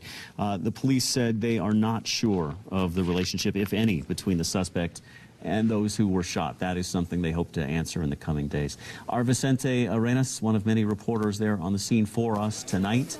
Vicente, you were right there as the questions were asked, and sadly there were as many unanswered as there were answered, if not more. As these things go, Jeremy, it is very early on in the investigation. I thought one of the things that stood out is that they were not saying if there might have been anybody else involved in this shooting. One of the questions I asked of the commander and the district attorney was if there was anything that was said before the shooting took place. Of course, they're not answering that question. Still so many questions tonight about exactly what happened. They're trying to figure it all out still. And one thing, to kind of walk back in this press conference, we as reporters are always wanting to know more information, but I thought that one very poignant part of this news conference tonight is that they are still trying to notify family members. We live in a society now where we always want information very quickly, but you have to understand that there could be people who are dead that family members don't even know. So I can see why they would keep some of that information not quite public just yet. I mean, when we were here earlier today, there were people that were, one man in particular, basically in tears, looking for his son, a guy who worked at Starbucks. So this is one reason they're saying we can only give you so much information now. We want it now. Another question I asked was if there was any video surveillance that might have showed us exactly the sequence of events that took place. Again, they're saying all that is under investigation. We are expecting to get more information tonight from the Boulder Police Department. It is not clear if that will be a news conference, but in the past, the way Boulder PD does something like this is that they release information in tweets, so we will be watching for that. We were there just a short while after this shooting took place, and we saw the person that the Boulder Police Department was talking about be loaded into an ambulance, and we could see the police officers that were around him talking to him. We saw as this individual that has been identified as at least the shooter or one of the shooters, at least one shooter they're saying, as he was being loaded into the police department. Still tonight we do not know if he acted alone or if there were others. So they were just a lot of questions that were being asked tonight. And again tonight the CU Police Department trying to help families reunite with those family members who still may have a lot of questions, Jeremy and Aristea. So it's frustrating. It is. But at the same time, you got to give them some room to kind of work their way through this, you guys. To process it, right, along with the rest of the community. All right, Vicente, thank you so much. Nicole Fierro right now on scene. We understand, Nicole, you have a witness who was locked in the bathroom at one point in King Soopers. Yeah, really heartbreaking conversation just had with a man named David. He came up to us shaking. We embraced, and he just said he's dealing with such trauma right now from what he heard and saw inside. He said he was going to get sushi, and all of a sudden he heard gunfire going off. There was a bathroom nearby. He sprinted and ran behind a urinal. That's where he hid as he heard shots going off. He said these shots were not going into the air, and that's the painful thing. He heard potentially neighbors, loved ones being shot in the grocery store beyond the walls of that bathroom where he was hiding for his life. Now, he told us he is so traumatized, and now he's just wondering if he knows who these victims are. He said this is the place where people go to get their groceries. He goes there all the time to get his favorite sushi, and that all of his friends go there. He's friends with the workers, so he's just so terrified to find out who is the victims in this situation, as so many other people in our community are. He said he came from New York and that he thought this was a peaceful place, and he would never expect something like this to happen, never expect to hear what he heard, to hide in the bathroom for his life. And you can only imagine what he's going through right now.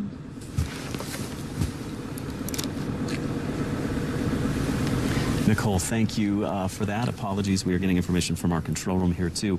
We will continue this coverage for the next few minutes here, both on Fox 31, on Channel 2 News as well, and then, of course, we'll have updates throughout the evening on our Fox 31 News app and on Channel 2. But stay with us for the next few moments as we continue to update you on what we just learned from Boulder Police in this long-awaited news conference where they confirmed multiple people killed. We have reported and confirmed at least 6 dead, but Boulder Police will not give us that exact number. They say they want to reach out to families before they give us the exact number of those who were killed, and they say they're still processing this crime scene.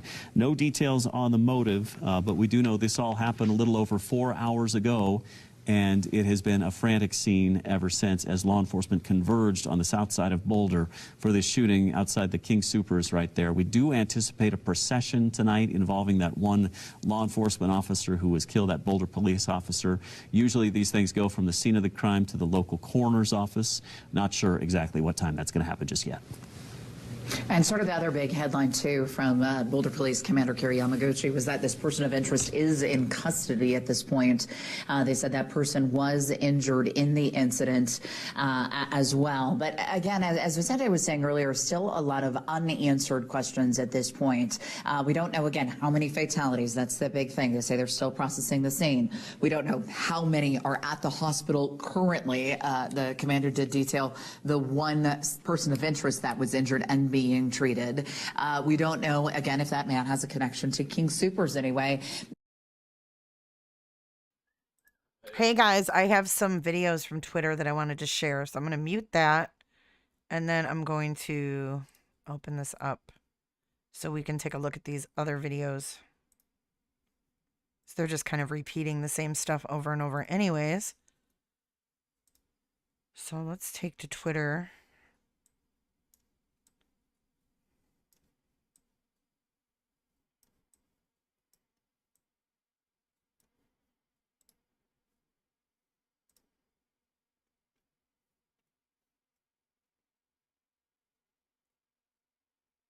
There's a picture of the procession that's about to happen.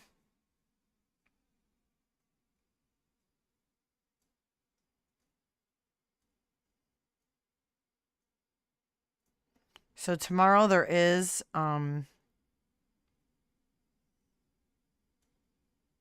6 days ago, a judge blocked the ban on assault rifles.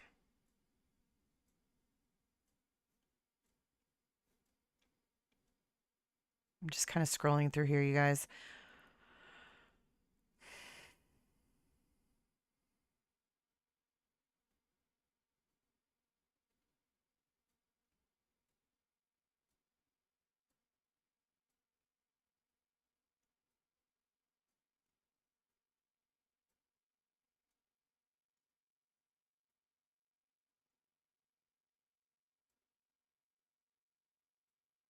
I guess those are witnesses that are waiting to give their statements.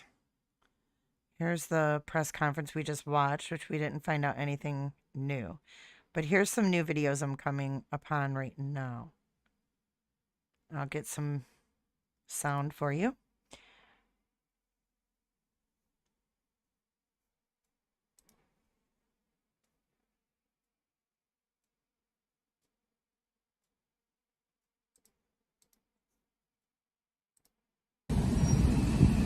Taylor.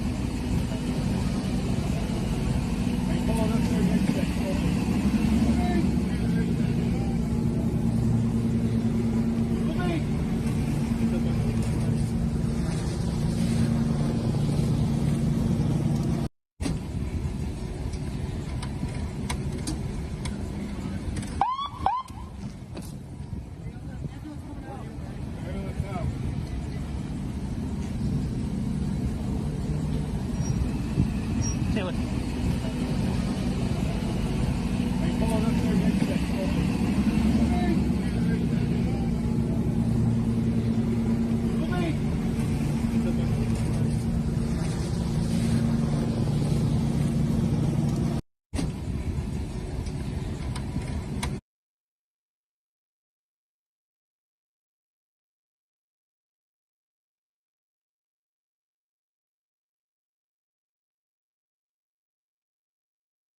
And we've got some random pictures being taken. There were videos. What happened to the videos? Hold on.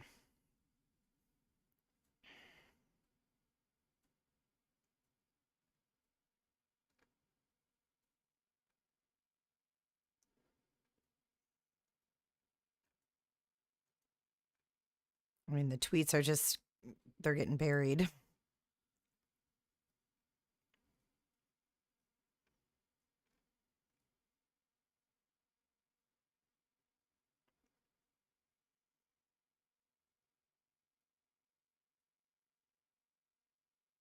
This person tweeted that they found their loved ones. My uncle, top left, who was in the video circulating on TV, standing in front of the Boulder King Soopers grocery store, is alive. His wife next to him, also involved, is alive.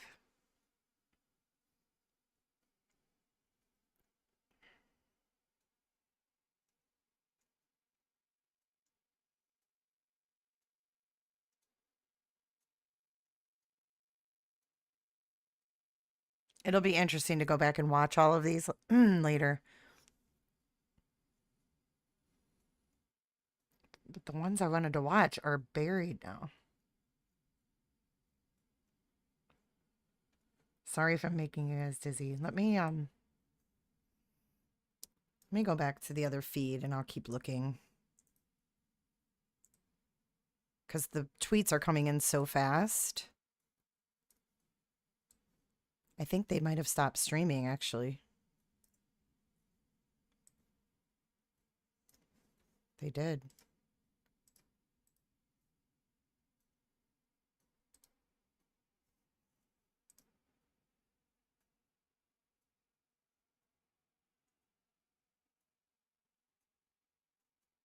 Let's go to another station here.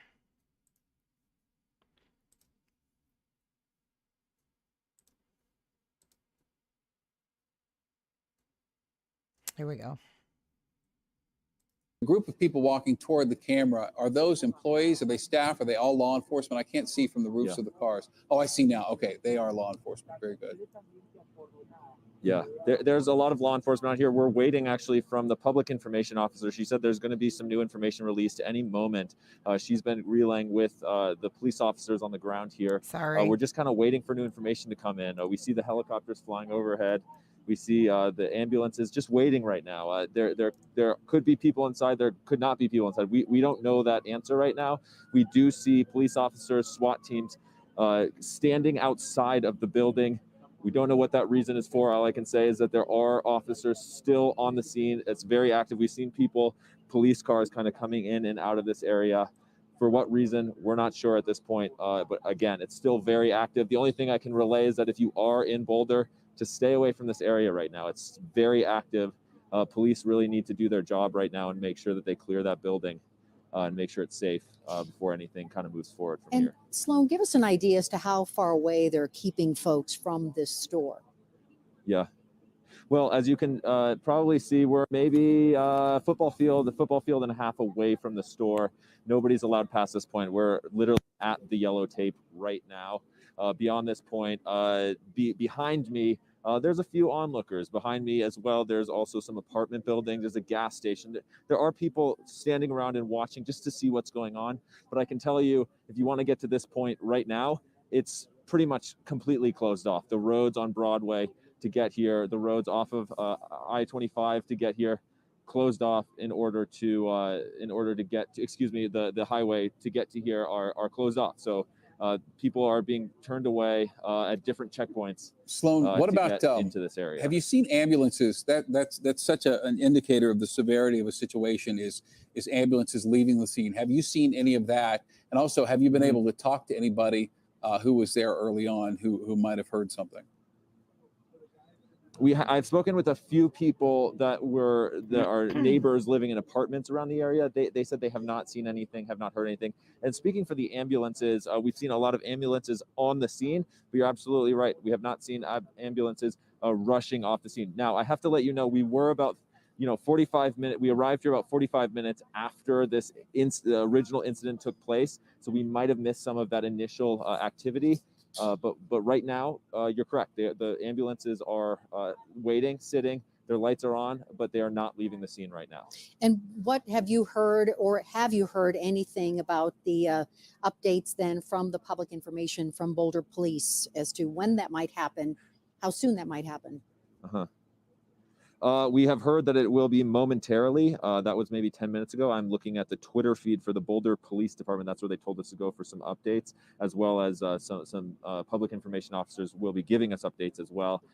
It seems as though that feed has not been updated as of now, but we are expecting information and we'll definitely bring it to you as soon as we get it. So if you could zoom in from where you were in that cluster of personnel surrounding that armored vehicle right there, and about 10 minutes ago, 12 minutes ago, they seem to be getting inside and moving toward the store. That completely has changed. I don't know if you've noticed that.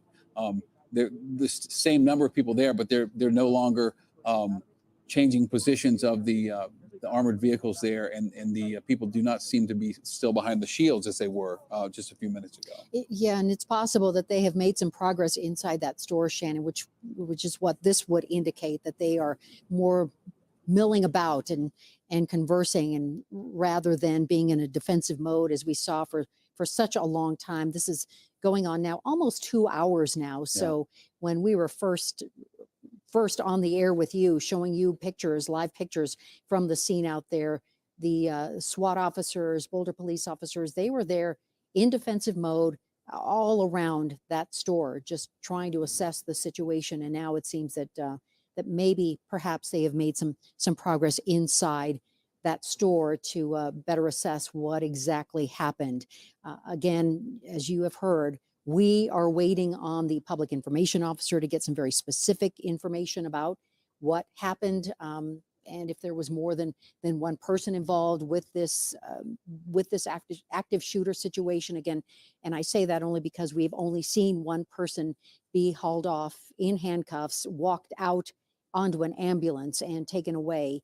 And that is the extent of any very serious activity that we've seen outside of that store in Right. terms of people being taken away. I mean, obviously, this is a very scary situation right now. And to explain this camera viewpoint, Air Tracker 7 was asked to leave the area by Boulder County Police. So we don't have Air Tracker 7 at the moment. We're going to try to get it back as soon as possible. We do have Addie Guajardo, I believe, a Denver 7 reporter who is on the scene with an interview. Addie?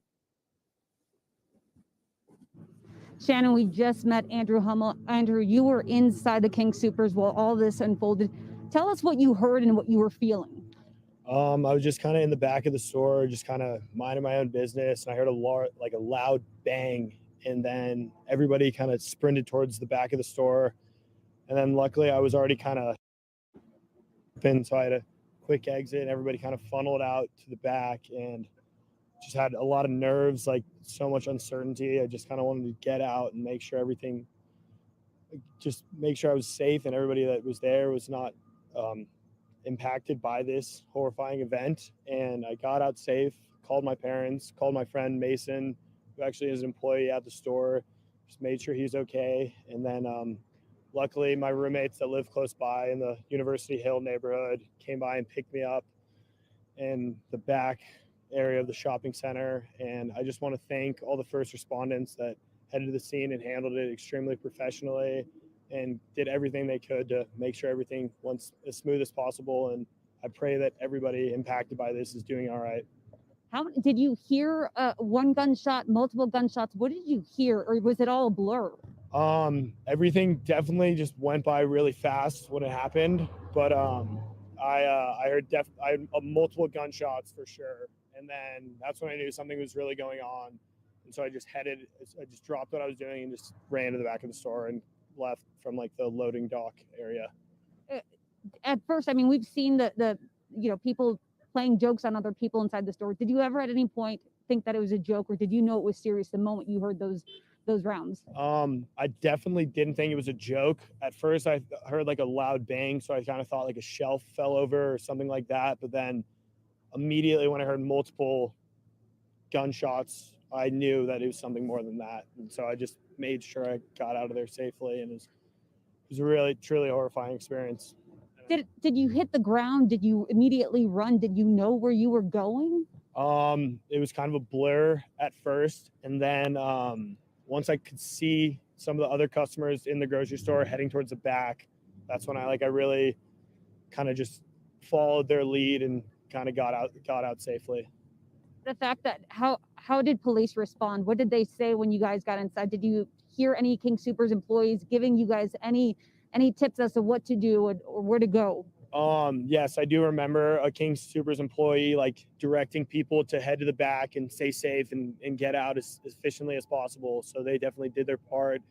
And I kind of fled the scene as soon as possible to get out safely and call my parents and whatever. But then the police officers and all the first respondents were on as soon as possible, and they locked down the area as soon as I could. Addie, you said you reached out to your mom and your dad. Did you text them? Did you call them? What did you say to them? I basically just said, I'm okay. That was the first thing I said. I just wanted to make sure that they knew I was all right. But I told them that my friend Mason was still inside. He was the first thing on my mind was just because when I went into the store, I knew he had a shift today. So I just went in just like a regular old day, said hello, and then clearly it just was turned for the worse. And so that was my first priority, was just making sure that he got out safe. Addie, he was actually working today. What did he say to you when you reached out to him? Well, I just walked in. He was just kind of doing his job, just said hello, just because he's my roommate. I didn't really think anything of it. And then I don't know. I just Give me 1 second. Our anchor Shannon has a question real Yeah, quick that I was just he'd going to like ask, to ask you. So I'm going to has he spoken hear with him his has he spoken with his roommate Mason since, and what is he being told? Yeah, we were just talking about that, Shannon. You said you did reach out to Mason. He was working today, and he's doing okay, right? Can you give us a little bit more insight as to what he told you he saw? I am not entirely sure what he saw. He went to like I think a storage room. It was kind of hiding with I think some other customers during the entire time. And then but he was texting us updates, making sure he was all right, and I could tell that he was. Can you read some of those text messages? That I mean, I can't imagine what you guys were experiencing at the moment. Yeah, I think that one of the biggest like scary texts that he sent, he just said, "I love you guys. Like, thank you for everything in case like things go bad." And that was a really hard text, especially me being in the situation. Like, that's something that I would never want to hear from any of my friends, because I knew the seriousness of what was going on, and it was horrifying. It was truly horrifying. Your friend that was working at King Supers today didn't actually think he was going to make it out alive. He was worried. Sadly, I would say yes to that answer. Did you at any point question whether you were going to make it out alive? Yeah, I guess I just had never experienced anything like what I saw, and I didn't see anything. I could just hear, and I just ran. I just wanted to get out of there, and there was a lot of elderly people I remember trying to get out too. So it was just like there was just so much going on in such a compact area, but I was out of there quickly. So I'm thankful for that, and I pray to God that everything is okay, and that I'm not really even sure what is still going on in there, but I just hope everything is okay. How long would you say you were inside the store before police came in and gave you a plan to get out? I was probably only there for a couple minutes once I heard the gunshots, and then I fled as soon as possible and ran to the back of the shopping center and called my parents. What was your parents' response to this? They just said just pray for Mason, and they're thankful that thank God that I'm okay, and just get out of there and stay safe, and the help is on the way. Any chance that if we called Mason, he'd be willing to talk to us about how he's doing? Yeah. Do you guys? These are my roommates as well. We're gonna send it back to you, Shannon, and we're gonna see if we can get a hold of Mason to give us his side of what happened Eddie. inside while he was inside. Thank you for that. We appreciate. Happened. You can hear it in his voice. There's just Absolutely. how scared that young man was, as you can imagine. So many others inside that store, just knowing that someone they loved was inside that store as well. And and I want to remind people that Boulder police are still telling people just to stay away from the area. They are still there, as you can see from this live picture. They're still there monitoring. They're still trying to assess the situation. Again, we don't know what went on inside that store, but we obviously heard from that young man that this was a very scary situation. Yeah. They just want people to stay away right now. We still don't know what role, if any, the handcuff man that we showed you live, I don't know, an hour ago or so now, was being, he was handcuffed. He had a bloody right leg, no shirt, no shoes, no socks, and was being taken away, placed in an ambulance. He arrived at the Boulder Community Hospital. We don't know his role. Perhaps there wasn't any role. I mean, you would assume that he was involved in this somehow, because it seemed he came out of that King Supers in handcuffs.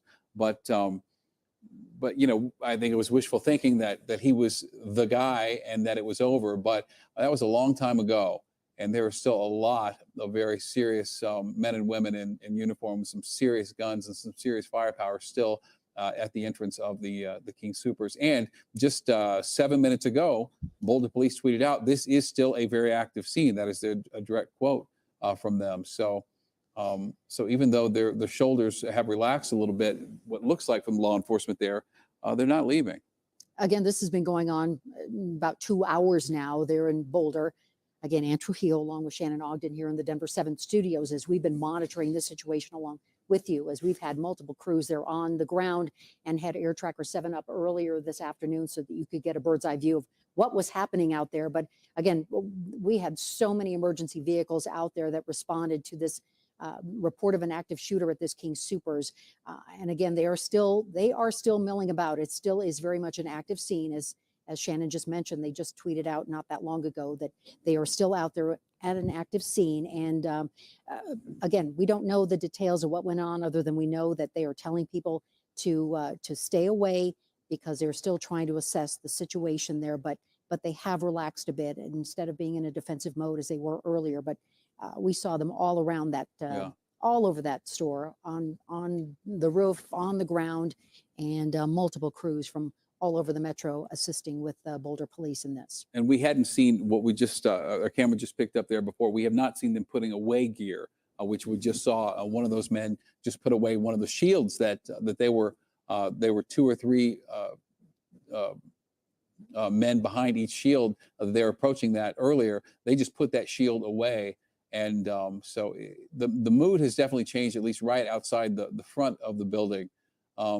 But they're not going anywhere. No, this is still a very, very scary scene. And as we heard from that young man, he is clearly shaken up. And anyone, associated with what went on inside that store, you just know that they are very unsettled, to say the least, of what they heard and saw inside that store. And I'm sure that's part of what they're assessing right now. Is it does appear that they are somewhat packing up, Shannon, but they still have a lot of people to talk to and try and get a full understanding about what went on this afternoon at this King Soopers in Boulder. And if you could put yourself in the shoes of those people, the shoppers, the employees, when something like this happens, we learn about all the details afterward when we know everything and how it happened. But when it's happening in the moment and you hear what everybody knows what a gunshot sounds like, unfortunately nowadays, you don't know who has that gun. You don't know where it's coming from. Every footstep, every sound could be. Okay, so for those who haven't seen this video that's playing up in the corner, I'm going to play that with some sound right now because they're kind of repeating themselves. But here's a quote right here from a witness. "He didn't say shit," said one witness. "He just came in and started shooting." Okay, so for those who haven't seen this video that's playing. All right.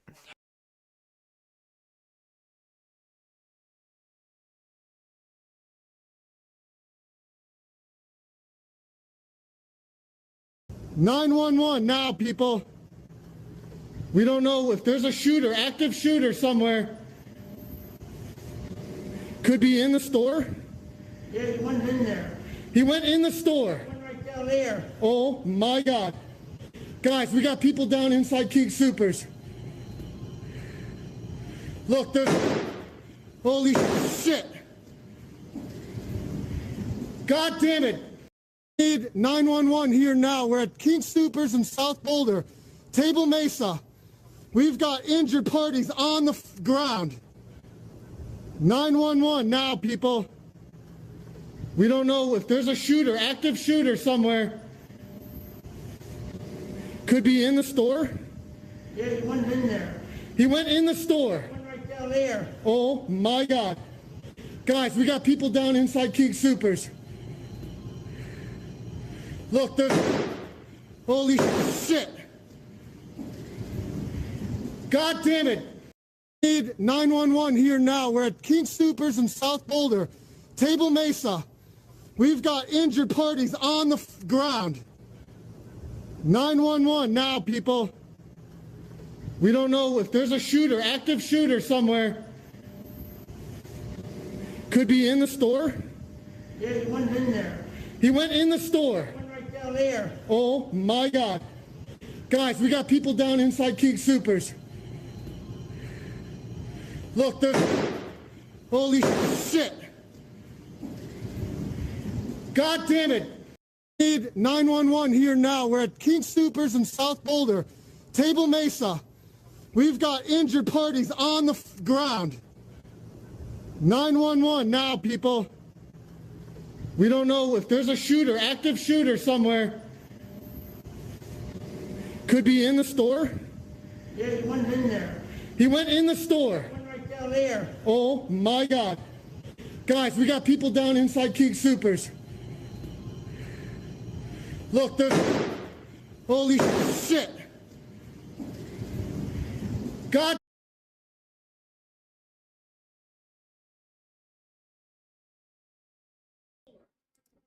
All right, guys, that is it. It looks like all of the sites have gone off streaming. Let me double check. That video is chilling because the old man actually points him and says there's one down right there. So it's not like he didn't realize what was going on. It looks like all of the sites have gone off streaming. Let me double check. Looks like CBS is still live. Let's go there and continue watching for a little bit. One down right there. So it's not like he didn't realize.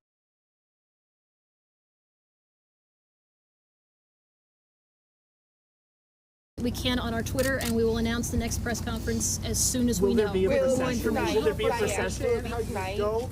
We're hoping to have more information to release later this evening, yes. Will there be a procession for the fallen officer? John will probably want to know if we should stay on scene or if we should go home. I will find out and we will let you know. Okay. How long will this place be blocked off? This area, we will continue to ask everybody to avoid the area. This is going to be blocked off for quite some time. So please continue to tell individuals to avoid this area. Ma'am, some news media has already reported there were 6 victims. Can you correct that or confirm that? Because it's already out there. Yeah, it is. There's a lot of, and we will have this. We will have more information to release soon. So thank you for your patience. There will be more information released tonight. Yes, there will. Is it a man, a suspect, or a woman? There's going to be more information, but not another crime. You've been watching a replay of an earlier news conference from Boulder police on the shooting at a King Soopers. We will have much more on this story throughout the night right here on CBS and Denver and coming up on CBS 4 News at 10. A Girl Scout is bold, adventurous.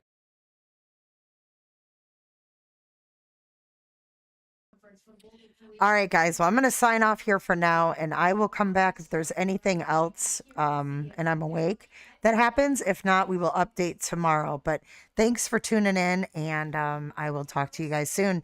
Tomorrow morning, we have Crystal Kenny in court for resentencing. So if I don't see you before then, hopefully I see you tomorrow.